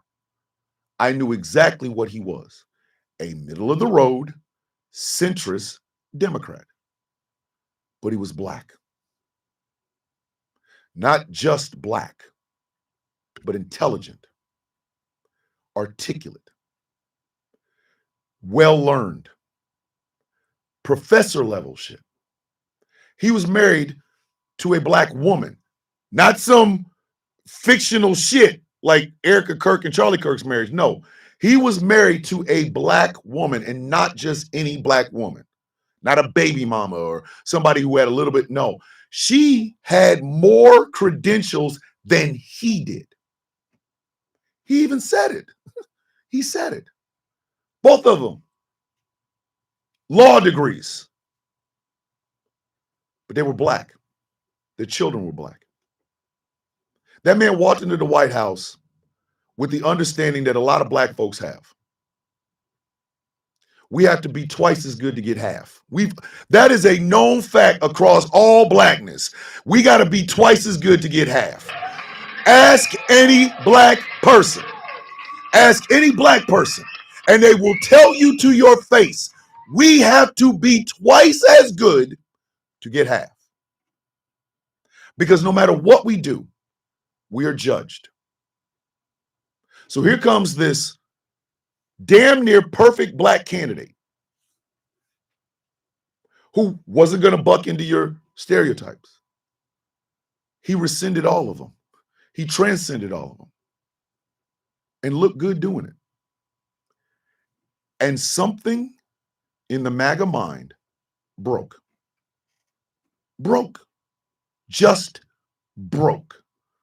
We're talking Joker level broke. Why so serious? Broke.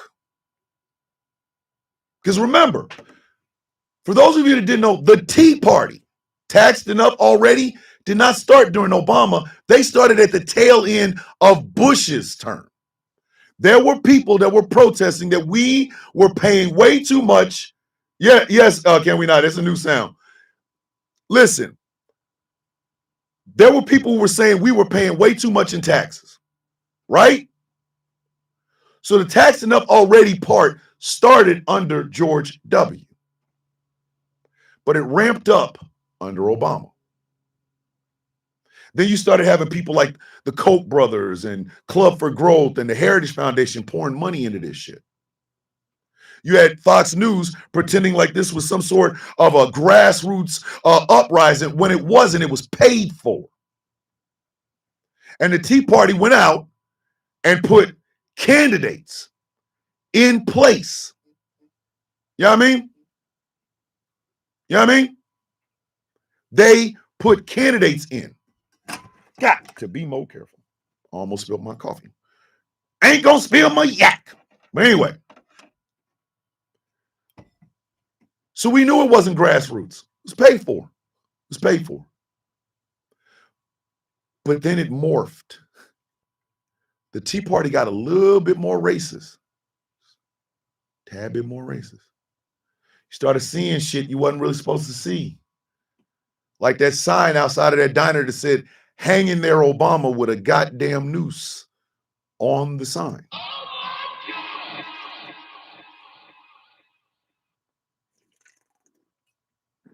The Obama in a tree with a noose around his neck. The witch doctor pictures. The burning Obama in effigy. That happened. That happened. So they morphed. And it wasn't a morph like, oh my God, Obama's pushing me to it. It's the shit that was already there. It was already there. It genuinely was it. This shit was already there. You put enough white folks, and I'm going to say what it was, put enough white folks together with a black president, and these people can remember separate water fountains, or they can remember their daddies telling them about separate water fountains and shit. Racism is going to show up. I'm sorry, the bitch got an express lane.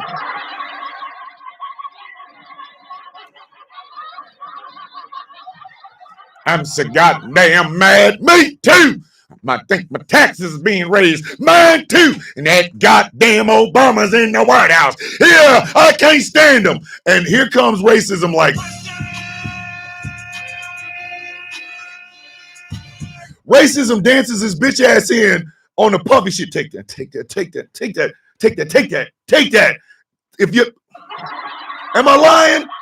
Am I lying?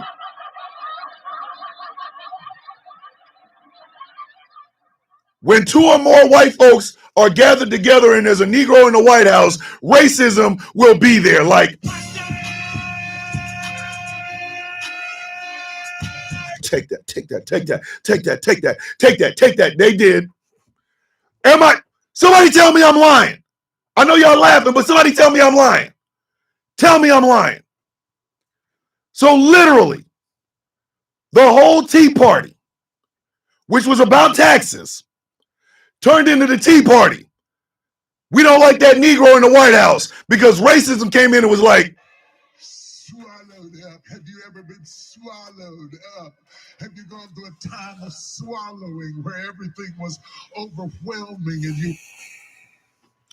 Then that bitch, this amalgamous nasty thing that used to be the Tea Party, now it's a cancer because racism's in there talking about take that, take that, take that, take that, take that.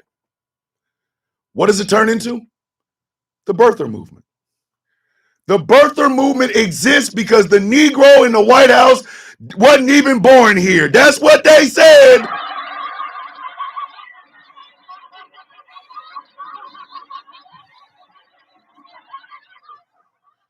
They tried to give the most fantastical way that Barack Hussein Obama was not born in America you have ever heard in your entire life. If any woman has ever done this, I need to interview you on anything, everything. I need to interview you if this has happened to you. Supposedly, Obama's white ass mama went to Kenya, had sex with Barack Obama's black ass daddy, stayed in Kenya for about 9 months and a week. And right before her water broke, they put her on a jet, right? So she goes to Indonesia, smells the air in Indonesia. She has another contraction. Then she gets on a plane, this supersonic jet, flying at supersonic speed. The Flash can't even catch up to this bitch. Flies to Hawaii, gives birth to Obama, meaning he wasn't born in America. His ass was just conceived in Kenya. Like,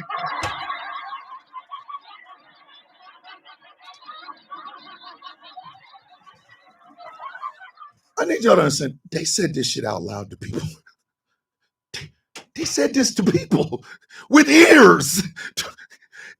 If you had said that shit to me, I would come up and explain that shit to me.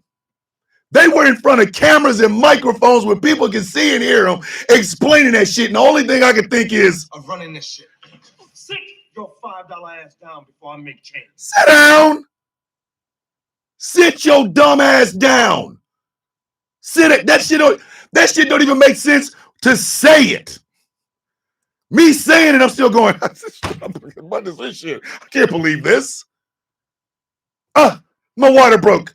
Please, honey, get onto the plane. Is this Indonesia? Yes, honey, it is Indonesia. You can only smell the air. Another contraction. Get on the plane. Welcome to Hawaii. Here's a lay. I need to lay down. I'm having a baby. All of a sudden, it's a boy. It's a black boy. It's Barack Obama. Woo! If you don't shut your dumb ass up. No, Magpie, I swear for God and for other white men, that's exactly what they said. A white man with a tricorn hat explain that bullshit to a man with a camera and a microphone. The dude with the camera and the microphone looked at his ass and was like, I'm running this shit. Sit your $5 ass down before I make change. That was the beginning of hearing something so stupid, you lose shit. I heard that shit and I lost memories of the day I lost my virginity. That's how bad it was.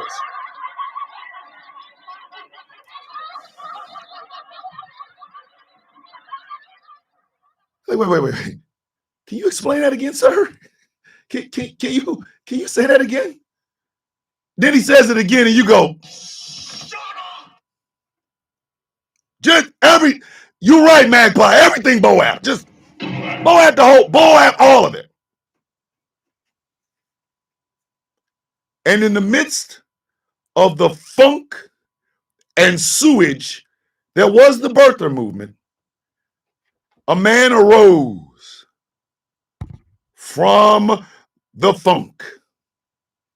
Now, mind you, this man had no experience in government. Let's start right there. He was not a governor. He was not a state senator, state congressman. He was not mayor, not alderman, not city councilman. He was neither a U.S. senator, U.S. congressman, president, vice president, Supreme Court justice, none of that. He was a failed real estate agent with a goddamn TV show. It's almost as if we elected the guy that won the first Survivor as president of the goddamn United States.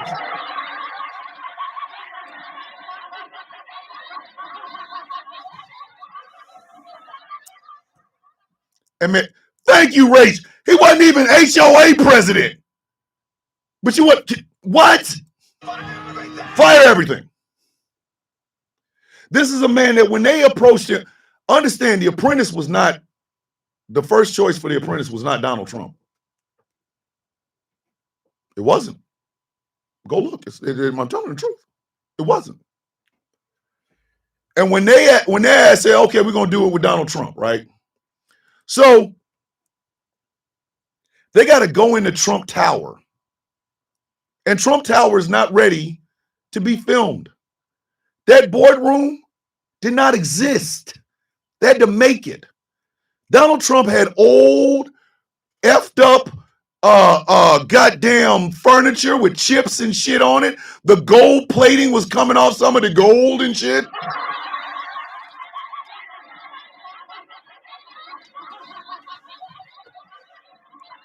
Not to mention the fact that Donald Trump was broke.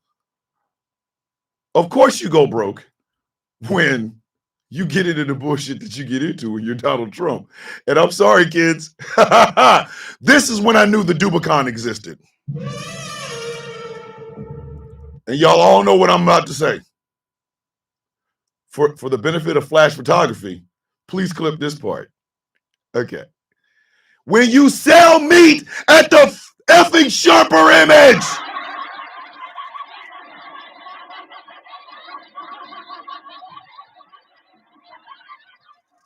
Listen, if I sold this show, I'm doing this show from a Blockbuster, I deserve to go under.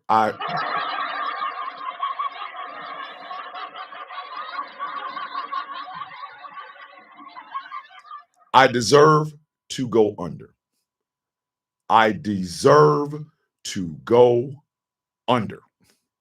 If my black ass, hi, welcome to the Sound of Coffee here at the beautiful Blockbuster in Dublin. My name's Thomas Bishop. I'm known as the villain. Please come in and rent yourself one of these VHS episodes of, we've got the VHS tape of Jaws, the sequel. We also got ourselves one of those new fancy things called a DVD. We got a DVD of Three Extremes. Make sure you don't watch the one called Dumplings. Blockbuster, where everybody can get their money's worth. And 2025.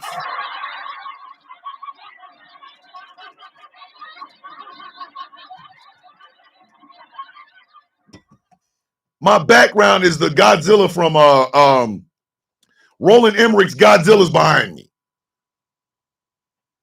Exact, Dave the Lowlander, exactly. Laserdisc, kids. Whee! That's the equivalent of this dumbass selling meat in a place you can get a Baca lounger and a damn massager for your ass cheeks. Where are we going right now, sir?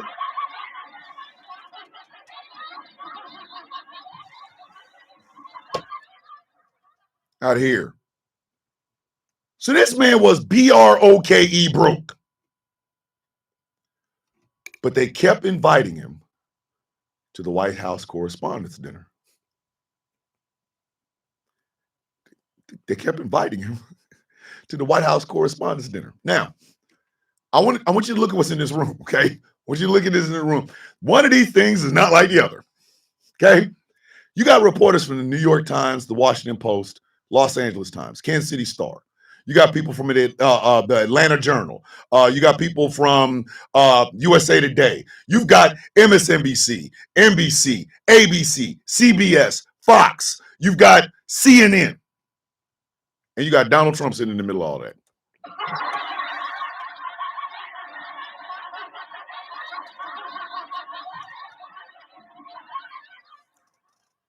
You know, if that bitch wasn't there, he wouldn't be president. Can we all be real now? Or is that too much realness? Is that too much? No, I don't think it's enough. Understand, if Donald Trump wasn't in that goddamn room, he'd have never ran for president. My good friend and co-owner of Ghost Claw Productions Radio, Mr. Jeff Kennedy, is in the building. Good morning, Jeff. It's Wild Wednesday, baby. It is Why Wednesday, baby. If that man wasn't sitting his big ass in that goddamn room, nobody would have made fun of him. If nobody made fun of him, he'd have never ran for president. But for some ungodly reason, on this night, they invited Thin Skin McGee. And then Seth Meyers roasted the dog shit out of his ass. So he was already a little bit seared. And then the president of the United States, the black man, highly intelligent black man, smarter than this dude, black man, faithful to his wife, this man, black man, faithful to his kids, black man, no baby mamas, black man, college educated black man, roasted Donald Trump. And you can see from that side profile where two of his 4 hairstyles on his head are all being shown. And I said what I said. He does wear 4 hairstyles. Argue with your mama. Do not argue with me. Argue with your mama. Do not argue with me. You can see in that side profile that this son bitch was going to run for president. I have a better chance waking up with LeBron James's height, weight, money, and championship rings than this son of a bitch should have had running for president of the United States.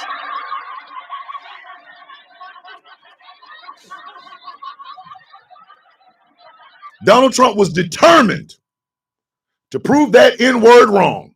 And that's what he was in his head, where the tapioca that makes up his brain. That's where he was. That's where he was at. And there, this goddamn Negro gonna talk bad about me. Does not know who I am. I made money. Okay, I made a lot of money. I sold shit steaks at the Sharper Image, man. I did, bitch.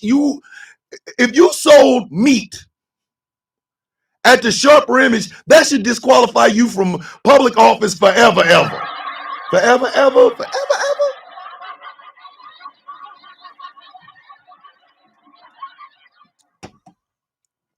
If you sell a rack of ribs at Home Depot, bitch, you shouldn't be able to run for anything. Not even a taco truck. You shouldn't be able to run at all. Like, you should be hamstrung, literally and figuratively. Ah! Ah! Hey, y'all, I'm going to sell these great hot dogs at Lowe's. What the? I'm not eating no goddamn Lowe's meat. And your setup is over there by the place where they do wood carving. Man, I ain't eating that shit.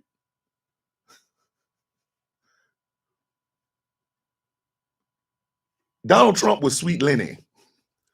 For those of you who have not watched Good Times, this reference will make no sense to you. But for the rest of us who have, it's funny as shit.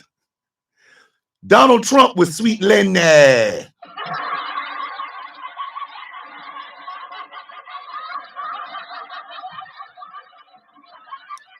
Sweet Lenny opened up a goddamn full-length fur coat in the middle of the heat with meat in the inside.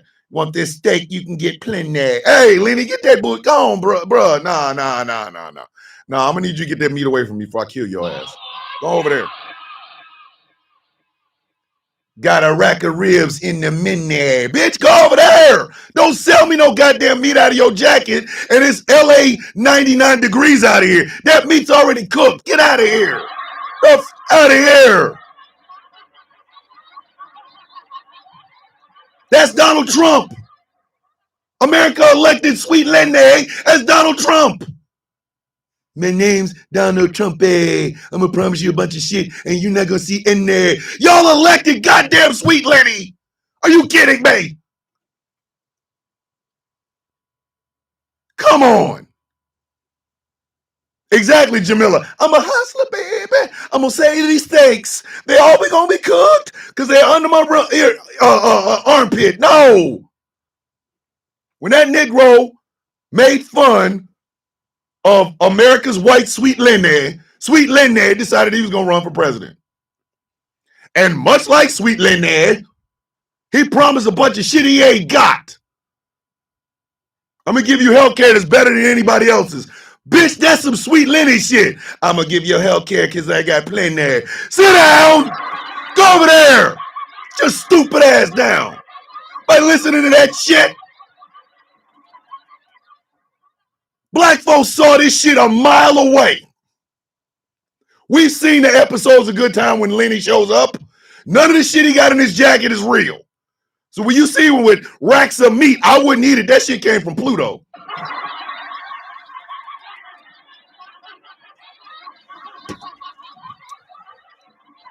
The reason I dislike Black MAGA supporters more than I dislike any other MAGA supporters is that you bitches have seen all the episodes of goddamn Good Times. Y'all saw the damn. Y'all saw that. So you mean to tell me you don't notice that this son bitch and Lenny got something in common? Word. Are you for real right now? You don't notice? You don't notice a pattern? Lenny's still walking around here with a goddamn pompadour. Donald Trump got 4 hairstyles that are all in pompadour, bitch.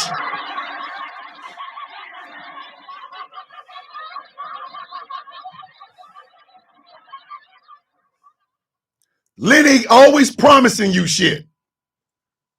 Donald Trump is always promising you shit.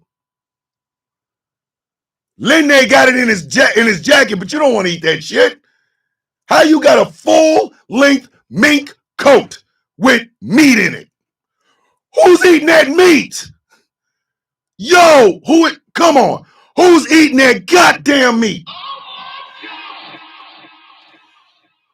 Donald Trump is walking around here in that long-ass jacket. I bet you if he open it up, there's probably some hot dogs and Trump steaks in it. And your dumb ass about, Daddy gave me steaks. What is wrong with you goddamn people?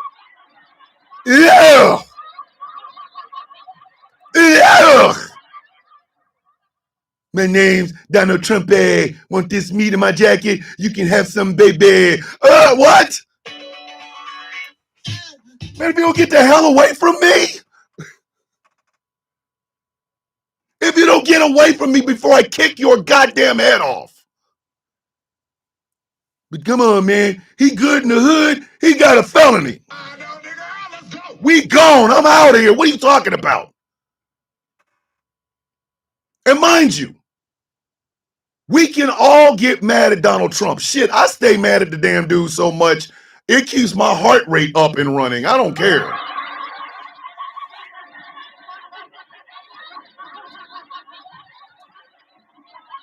Hating Trump is what gets my, listen, there's some things going on now, man.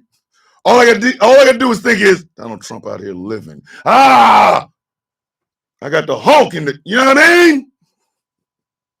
I got the Hulk in the Yamin. If you don't Yamin, you don't understand none of this shit.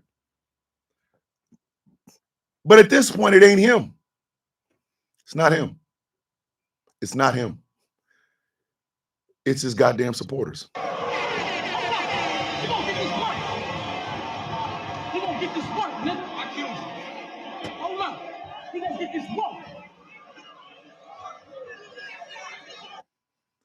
This man is incompetent.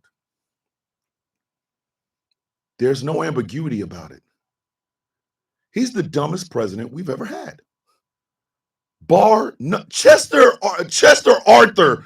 What is his name? Chester Arthur. I think his name. Damn, the one that replaced James Garfield. Chester A. Arthur. Yeah, I had it right the first time. Chester Arthur didn't want the damn job, didn't think he was ready for the job, and his ass is smarter than goddamn Donald Trump. Like, what the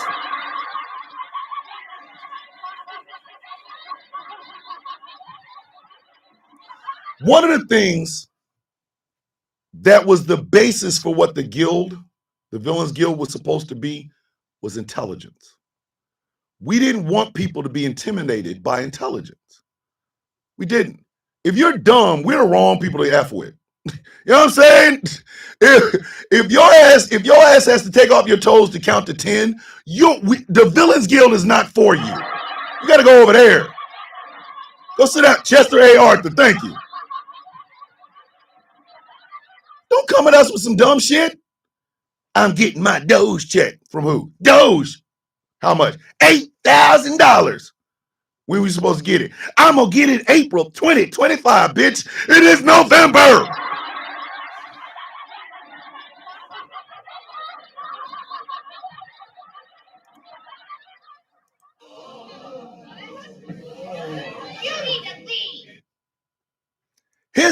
supporters are what's pissing us off now. The East Wing is gone. I want y'all to do. I want you. Inferno said it's coming February 30th.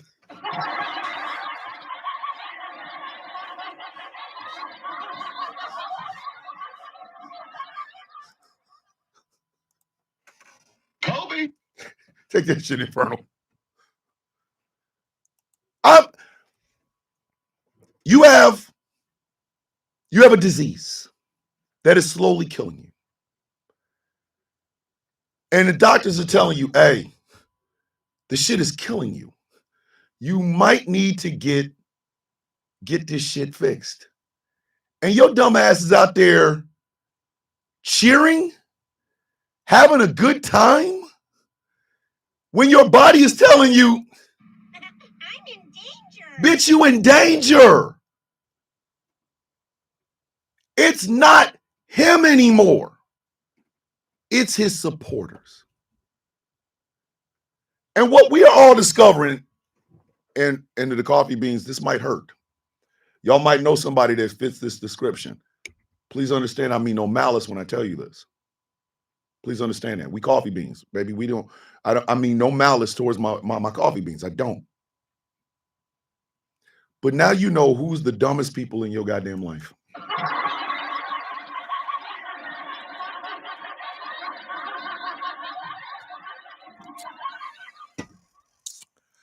Yep. And after you hang me, kiss my ass. Listen, you know the dumbest people in your life now.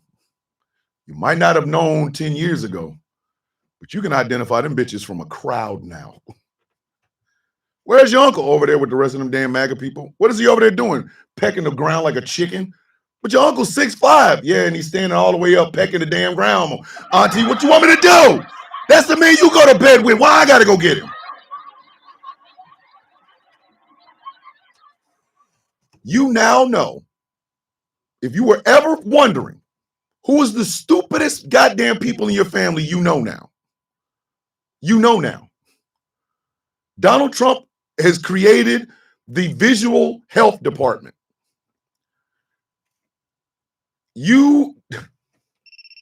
Oh, for the love of Pete. Every time, man, TikTok be doing that bullshit. You now know who's the stupidest people in your life. When you have a venereal disease, you don't know until that goddamn, you know what I mean? You will not know who is the stupidest person in your life. You will not know what kind of disease you have until they put that goddamn Q-tip that's longer than most pencils right in your shit. Ah! Then they do a smear. Yep, syphilis. You now know the dumbest people in your world. You know them now. You can identify them in a crowd. You can tell people who they are. You can tell people how you're related to them. These people, these ignorant ass people, speak to us. That is the part I got a problem with. Don't talk to me. Does that sound arrogant? Yeah. Do I mean it? You goddamn right I do. Listen, I go from my house to this shed Monday through Friday, right? On Saturdays, I'm inside the house. I might be doing some yard work. I might be going to get some comic books, whatever, right? The very last thing I need is to be talked to by dumb people. Don't dumb people make your taint itch? Don't they?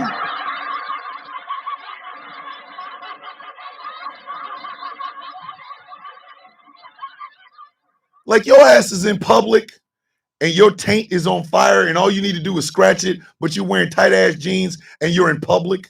That is what talking to a MAGA supporter is like. My taint itches. I can't scratch it. Leave me alone. Stop talking to me. You're an idiot.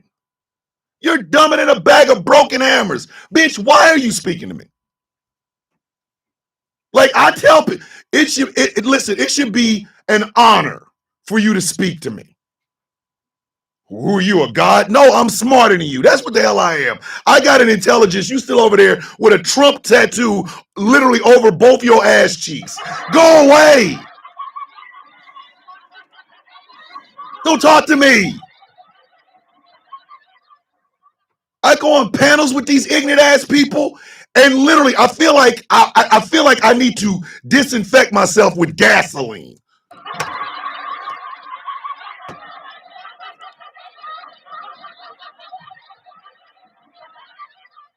But now y'all know who are the stupidest goddamn people in your family. You know the dumbest people in your family. You know the stupidest people in your friend group. You know the stupidest dudes that you want to sleep with. You know the stupidest women you want to give some good to. You know them now. And that's what's annoying to you. You didn't know. You had no idea. You thought your uncle was a pretty cool dude. Yeah, he said a couple of racist things here and there, but you know, hey, uncle, maybe you shouldn't say that. And then he came along like a pestilence. And now your uncle is somebody you don't even want to be in the room with because the shit coming out of his mouth literally makes you want to just hurt him. Unc, say it again, Unc. Unc, say it again. Unc, say that one more time. Hey, yo, uncle. Hey, yo. Playboy, parking lot. 15 minutes. I need 15, 11 minutes. Just come here. I need to holler at you. You loved your aunt. She was the one that sold your christening shirt or dress. She's the one that bought you your first pair of hard bottom baby shoes. You love your aunt until he came along. The sickness. Now your aunt is sending Facebook memes as factual information into your family group chat.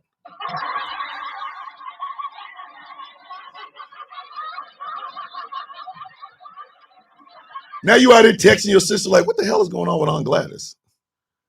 You see that bullshit that bitch put in her goddamn in the group chat? Oh, you mean that Facebook shit? Yeah, what the hell is going on with Aunt Gladys? I don't know. It's MAGA. I don't know. Know your baby, that dude that you love sleeping with. He just break your back every time you meet him. Y'all got a friends with benefits situation until he starts talking. It's supposed to be hit it and quit it. Like, get this and get the hell up out of my face. No, he want to hang around. And he want to talk to you. Y'all butt naked. You trying to go to sleep. And he says, you know, Trump's tax plan is really going to help America. And you're looking at him like, you got to go. You got to go. You cannot be, you got to go. You have to go. These are the people that say, and I've heard it said, so it's not like I'm making this shit up. These are the people that say, if Trump was still selling steaks at the Sharper Image, I'd buy some.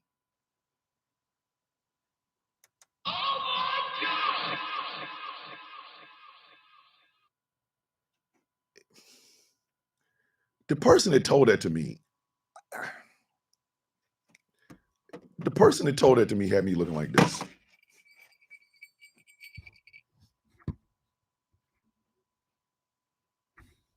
Then I hit him with the,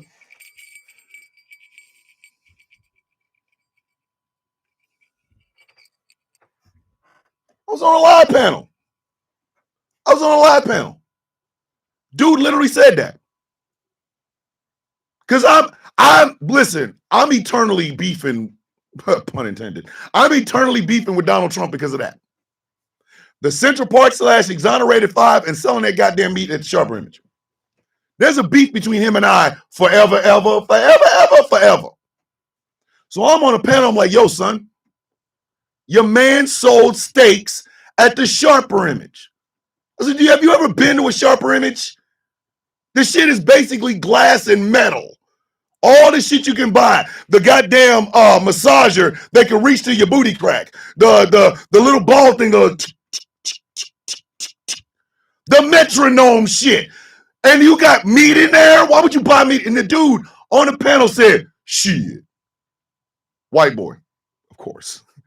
If Donald Trump was still selling steaks at the Sharper Image, I'd buy them. I love steaks. You got to bring ass to get ass. We got to fight after that. We got to.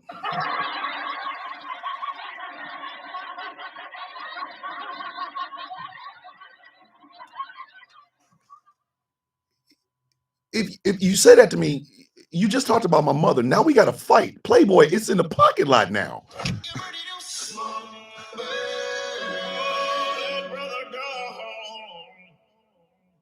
If you say that shit to me in public, it's Playboy, hey, pimping, parking lot, 15, 11 minutes. Playboy, hey, parking lot. It's going to be a Monday. Misunderstandings and furniture moving. That man said that shit on the panel. I was like, I said, you're serious about this? He, yeah. What?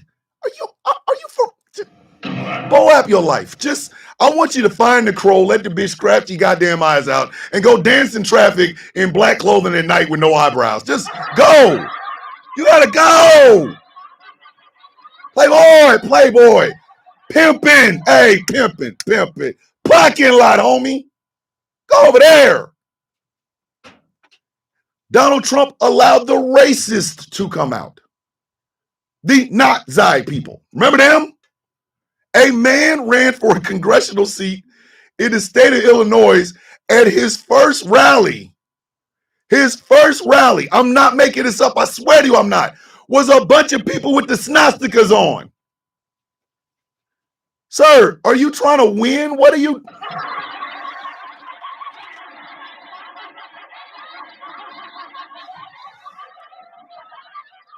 Who comes out with all of your deficiencies on display? Who does that? How, Sway? Hi, I'm running for Congress, and I'm gonna tell you right now, I'm a piece of shit, goddamn it. See my damn swastikas? I'm out here doing the goddamn salute. Elect me for Illinois Congress. Bitch, if you will be lucky if we don't. You got to bring ass to get ass. Everybody should have met his ass with a baseball bat. Dead ass, I'm not playing. I swear for God and for all the white men. He was on the steps of the courthouse or the Capitol. I don't remember what it was. Here's this old sumbitch wearing all the reasons you shouldn't vote for the mother effer. He's got them on. It's like I'm running for Congress, but I'm registered. So I'm walking around talking about I like little kids and I cannot lie. On the back it says pedo number 1. Who's going to elect me to Congress?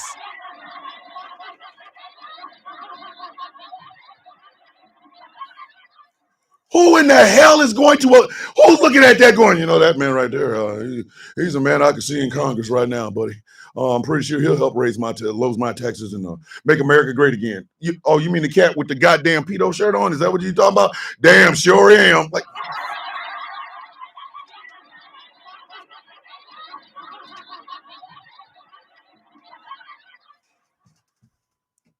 I'm not joking about this. Taz will tell you if I'm making this up because Taz is our historian. She's our residential historian.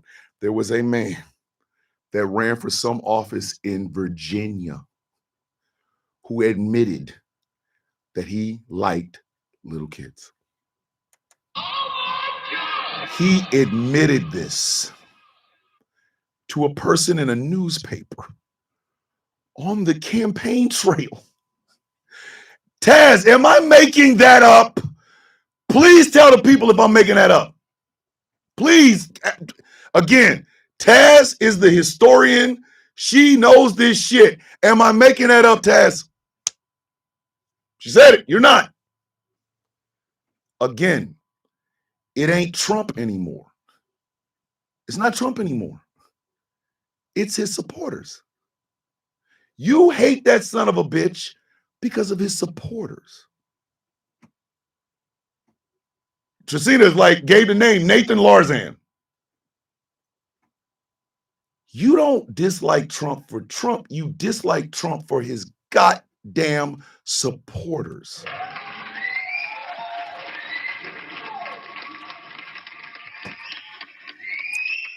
His supporters make you want to do violence to them. And therefore you want to do violence to him. He tore down the East Wing and every one of us felt it. Black, white, native, it didn't matter. We all felt it. Because we also understand that's our goddamn house. That is our house. The White House is our house. He wants to put a ballroom on there, ain't got a plan in sight.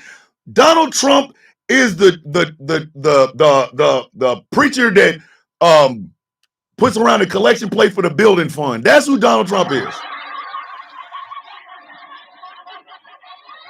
Donald Trump is the building fund preacher.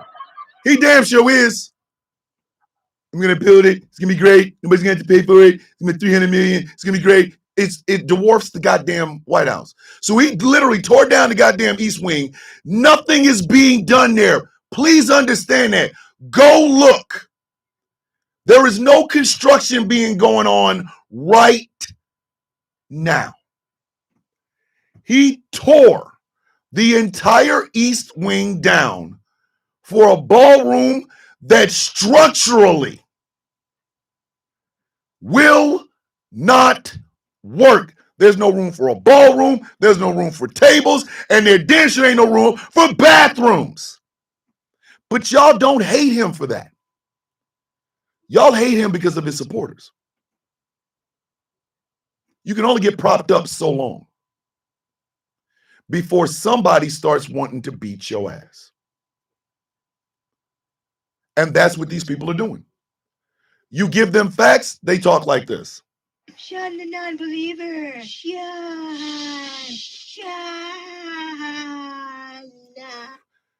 You tell them they're not getting the shit that they think they're getting, and they will look you in the face and they will say, guess where we're going? It's a Leo Pleurodon, Charlie. Magical Leo Pleurodon. It's gonna guide our way to Candy Mountain.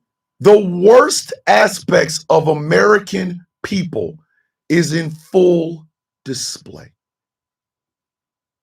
Think about this. The House voted overwhelmingly to release Epstein files. Not to us, but to Congress. All of them, right? As soon as that shit was done, Mike Johnson and another Republican congressman, I can't remember his name, started wanting to do provisions to protect any billionaire or rich person on that goddamn list.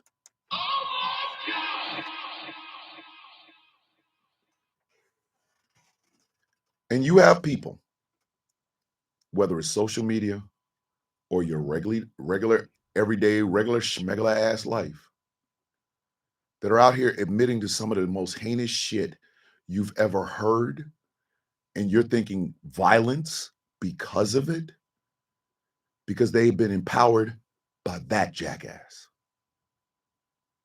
See, we're past the point of hating Trump. I expect Trump to do exactly what he does every single day. It does not matter. It never surprises me. The fact that he met with MBS, of course he did. The fact that he had a bunch of tech billionaires there, of course he did. The fact that this son of a bitch does not know how to do a handshake or give dap or a pound, I'm not freaking surprised.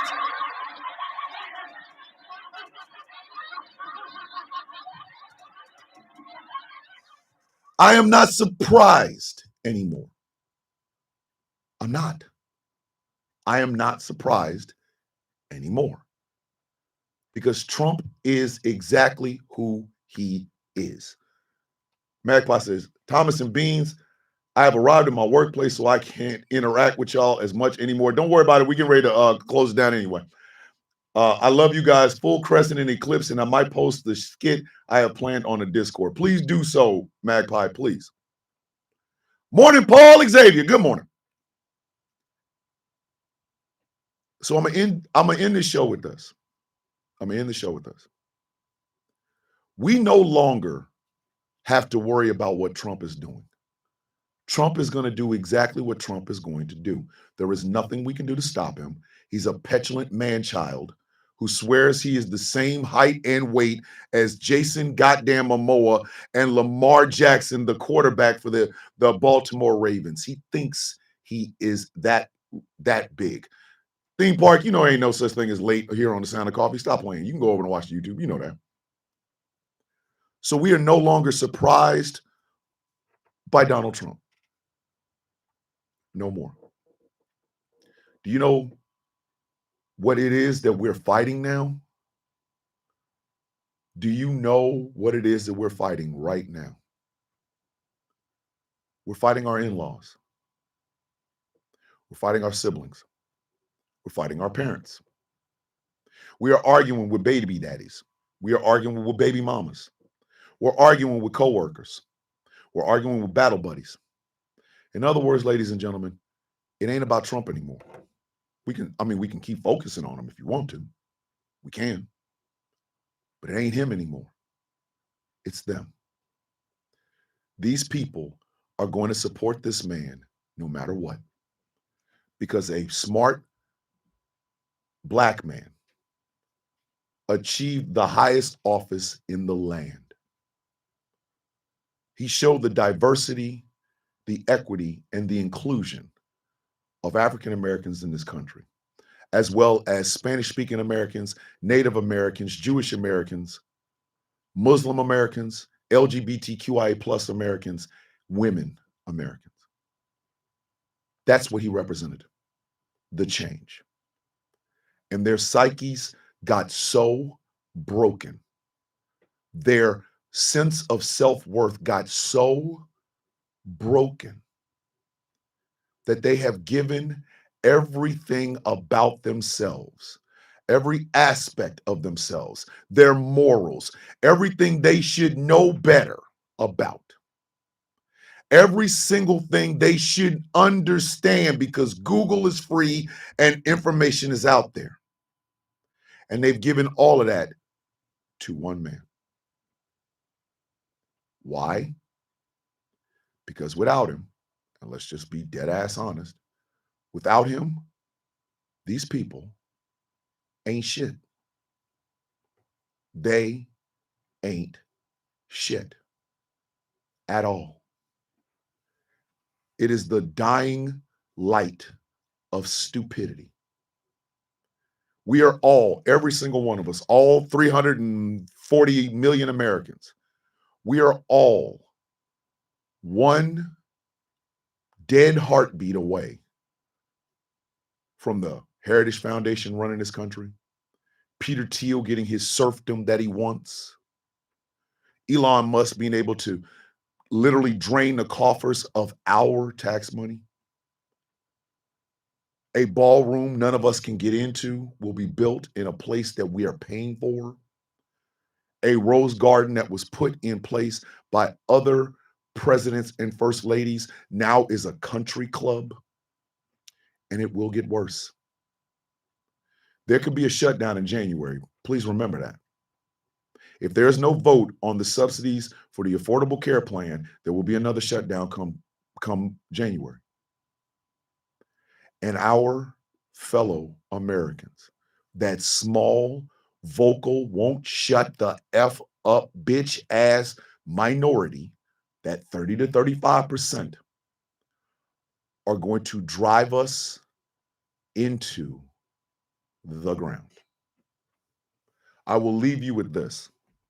I don't want to leave y'all on a dour note. I want to leave you on a hopeful note, right? You are smarter than these people. You are smarter than these people. You don't fall for the okie doke. The Marjorie Taylor Greene rebrand, y'all are like, bitch, if you don't get the F out of my face before I steal on you.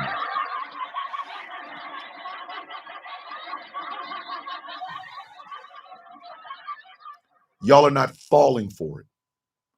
Y'all know the letters DEI are not scary. You understand what the words are behind them. DEIA. You understand what those letters mean. You live in a diverse country. Some of your best friends are a different race than you. Some of your best friends are a different religion than you. Some of your best friends, some of your closest family members are of a different sexual orientation than you, and you accept them. It's hard out there. I get it. It's hard out here. Believe me when I tell you, I have been burned out from this bullshit for 9 months. Going on 10 if you really want to be honest about it. I have been burned out. But I get my black ass up every morning. I sit in front of these cameras. I try to make you laugh. I try to make you cry. I try to make you think, and I try to inspire you. You are better than them.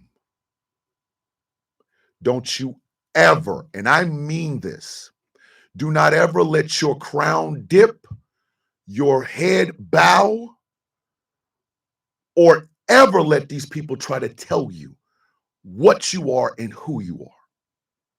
It ain't him anymore. It's them. It's them. And they are hell-bent on destroying everything about you that makes you who and what you are. Do not let them do it. Grid Squares is in the building. Good morning, brother. Hey, reach out to me. I got to talk to you about something. You're better than them. Okay? I know it sounds arrogant, but it is true. You're better than them. Don't fall for the bait. They want to get you riled up. They want you to get angry. If you're going to get angry for something more important than the whims of dumb ass people. Ignorant mother effers. Stupid ass people. The bitch assness of the audacity of these people trying to talk to you. The bitch assness of the audacity of these mother effing people trying to tell you that you're in a cult. How dare they? You don't ever let them win, baby. You put foot to ass and you tell them, come get some. You're smarter than them. You're stronger than them. Dance in whatever makes you unique in this world. You hold on to that light. We are going on 10 months in. We ain't even hit year 1 yet. But it's okay. Spread it to your friends. I get it. We are all hurting. That's why we lean on each other. We love hard. Love those who love us. We stand in the breach for those who would stand in the breach for us. And we don't back down, ever. We don't let these people tell us what we're worth and who we are. Screw that. Kiss all of my ass. Yeah, Thomas Bishop is arrogant. I'm arrogant because I'm good. I'm arrogant because I'm better than them. I never let them hoes forget that. Never. I walk into your live, I'm telling you right now, I'm cussing people out. I'm taking names and putting foot to ass. I'm not coming in there humble. Oh, well, I'll listen to you, bitch. I don't have to. I never have to listen to you.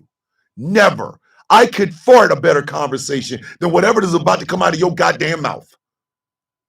And I will never let my crown dip. I don't take my goddamn cloak off for these hoes. They're stupid. They're idiots. They're idiotic. They're not worth the sweat off of my beautifully made nuts. You got to be the same way. Because if you let them get to you, whether it's social media, whether it's at a family gathering, whether it's somebody you got to go to school with, whether it's somebody you got to go to work with, if you give them just an inch, bitch, they will take all of it. They're not here for policy. They're here to rile up. They're not here to fix. They're here to destroy. They're not here to make friends. They are here to show their superiority. A bunch of goddamn dumbass people trying to tell you how much smarter they are than you. You better kiss all of my ass. All of it.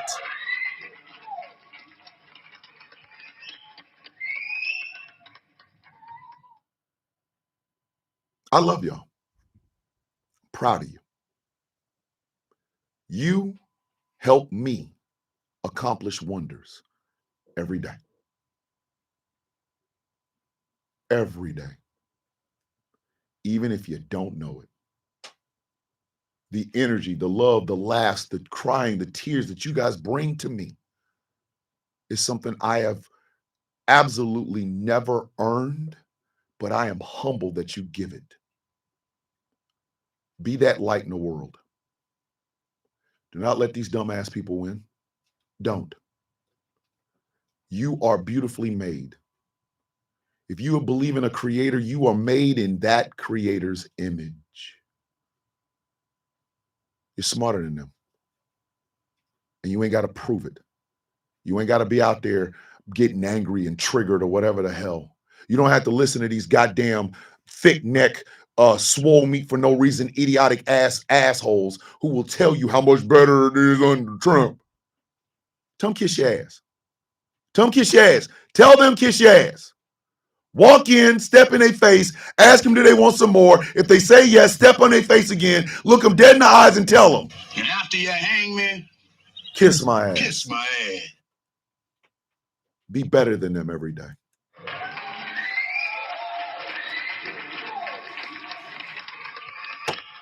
That's the show, kids. That is the show. If you like what I'm doing here and want to support, think about becoming a Patreon at patreon.com/Thomas the Villain Bishop. For as little as $3 a month, you can help me keep all of this running. I am slowly but surely building up to where we're doing Patreon exclusive interviews. We're going to start doing Patreon exclusive games and prizes as soon as I get myself a goddamn assistant. I have a couple of people that want to help. I'm going to reach out to them, see if they can help me with this, because I want this to expand. I want this to grow, and I want this community of coffee beans to be better than they were the day before. Please remember that. Patreon.com/Thomas the Villain Bishop. The show is brought to you in part by Smooth California skincare products that will make you look and feel your absolute best, and they are all natural.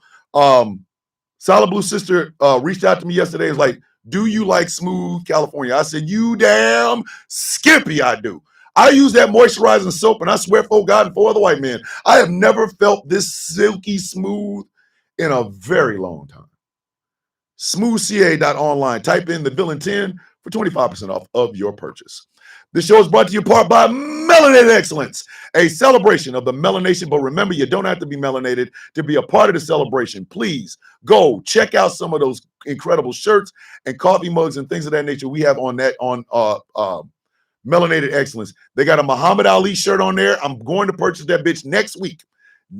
I might even get it as a hoodie. I don't know yet. But the Malcolm X shirt, the blue Malcolm X shirt y'all see, that is a Melanated Excellence exclusive. Go over and check it out.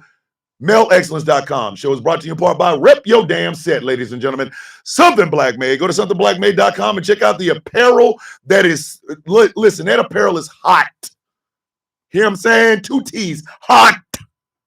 They got a Letterman's jacket. I really want it, but my wife won't let me have it. Probably because I didn't get a Letterman's jacket in high school. Actually, I did have a Letterman's jacket in high school. I lost the damn thing.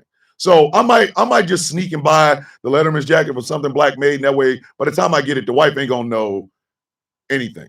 So go to somethingblackmade.com and check it out. And finally, this show is brought to you in part by W Energy. I take a little thing full of Grandpa's denture water. Sounds disgusting, but it really actually tastes pretty good. It really does. And it kickstarts my day every day, all day, every day. Go to w.gg, type in Thomas Bishop for 10% off of your purchase. The Sound of Coffee shop is it's running, and it's piping hot. Thanks to you, I now got to make No Cum Clan t-shirts. What is wrong with y'all? Like,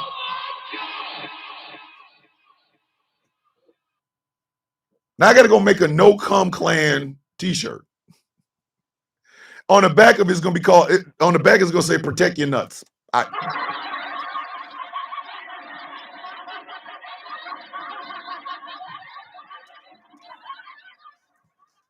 Listen, it's y'all fault. It is y'all fault. Listen, if that shirt don't sell, I'm taking it off the goddamn shop. Y'all better buy that shit. If I got to go design a No Cum Clan shirt with the damn big N symbol on the front of it, and the back of it's gonna say protect your nuts with a pair of just acorns on the back of it, you bitches better buy that shit. You better buy it. It'll probably come in sleeveless Inferno. I'm thinking, because I know Dave the Viking will wear it and be like, I need the sleeves off. Okay, Dave, it swole me for no reason. Y'all better buy that goddamn shirt. Matter of fact, I'm going to design it. I'm going to buy one. I'm going to wear it on this show. Hold on. See, you started this shit yesterday, so take accountability, sir. Miss Lyles, I didn't do. You're right, Miss Lyles. I can't even. Hold on. Look, Chaos won't wear it. Chaos, I might get it to you as a Christmas present.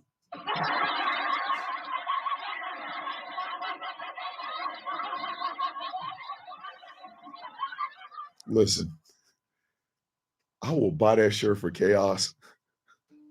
I will give it to goddamn Taz.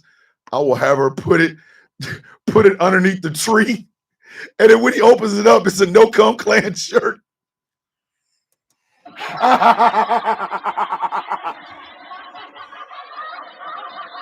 Protect your nuts. Anyway, The Sound of Coffee, all one word, shop.fourthwall.com. Hey, if you guys are interested in doing something goofy, go to my Instagram page. The video I did about, what is it, Dalton Earthly or whatever the hell with the mustache and shit. These people have been wiling the F out on that post. Dalton and his little funky ass friends have been coming onto that exact same post talking shit. So if you're bored and want to do something, go on over there. Take a look. Because he's over there now. They are tripping. Like, seriously, they are absolutely out here tripping. You should see this shit. You should see this shit. It is hilarious. It is literally hilarious. A bunch of racist white men getting mad at me for going after a racist white man. If you don't sit your goof ass down, but yeah, just go over and check it out. Check it out. What is it that we say every day, kids?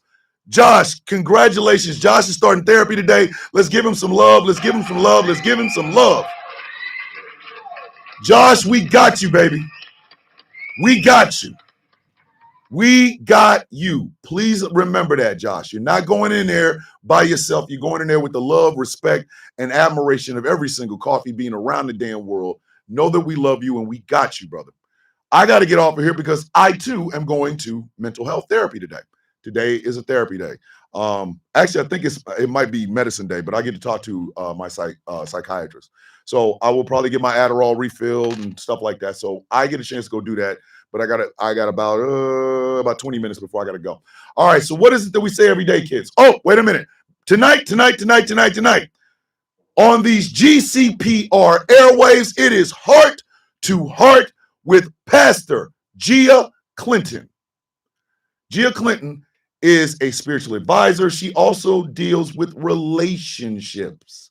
So if you guys are having problems with your relationships and things of that nature, I highly suggest you guys go and check out on these GCPR airwaves, Heart to Heart with Pastor Clinton. Tonight, it is Rouse High Exalted Santathon. Santathon. We are raising money for a very worthy cause. We are trying to make sure that our friend, our partner, Villains Guild member, and literally all around Swiss Army knife of GCPR, one Smoking Hot Mess Jess, gets enough money to go to her uncle's funeral. Okay? Her uncle's funeral. We're raising money. Her Cash App will be out there. Her Venmo will be out there. Her PayPal will be out there. If you have it to give, please give. If not, come in, show some support. We got an all-star lineup. In addition to the four high Avengers, we got Chaos King coming in. We got the one and only Taz coming in, and we have the guest of honor herself, Smoking Hot Mess Jess, will be on the show tonight. So please come check it out. 9 p.m. Eastern Standard Time on the GCPR YouTube page and on the Rouse High Exalted YouTube page. We're working out the shit so that we can all be on screen at the same time. So yeah, come on in, enjoy yourself. We might be starting at like 7:30, maybe 8 o'clock. just so that we can, you know what I mean? So we can, yeah, I mean. So please come and check it out. Heart to Heart with Pastor Clinton, 9 p.m. Eastern Standard Time on these GCPR airwaves. And Rouse High Exalted Sanathon with myself, Dave the Viking, the Angry IT Nerd, General Gambit, Taz, Chaos, and Smoking Hot herself, 9 p.m. Eastern Standard Time on these GCPR YouTube pages. What is it that we say every day, kids? Remember what I told y'all. You're better than them. You owe them no explanation for why. These people believe in fairy tales and funky bullshit. That's what they believe in. You do not. Remember that. Please remember that. Inspirational word. The inspirational word. Let me go get it. Let me get it. Inspirational word. Where is it? I saw it. I saw it. Where is it? Oh my God.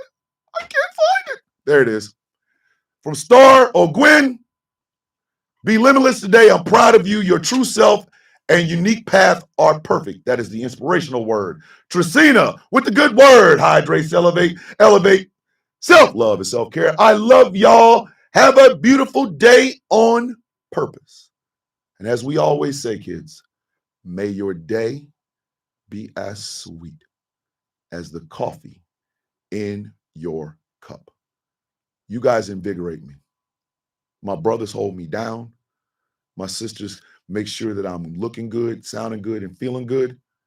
And my coffee beans got my back, and I got yours. Ladies and gentlemen, boys and girls, children of all ages, my name is Thomas Bishop. I am known as the Villain, and this has been one wild Wednesday episode of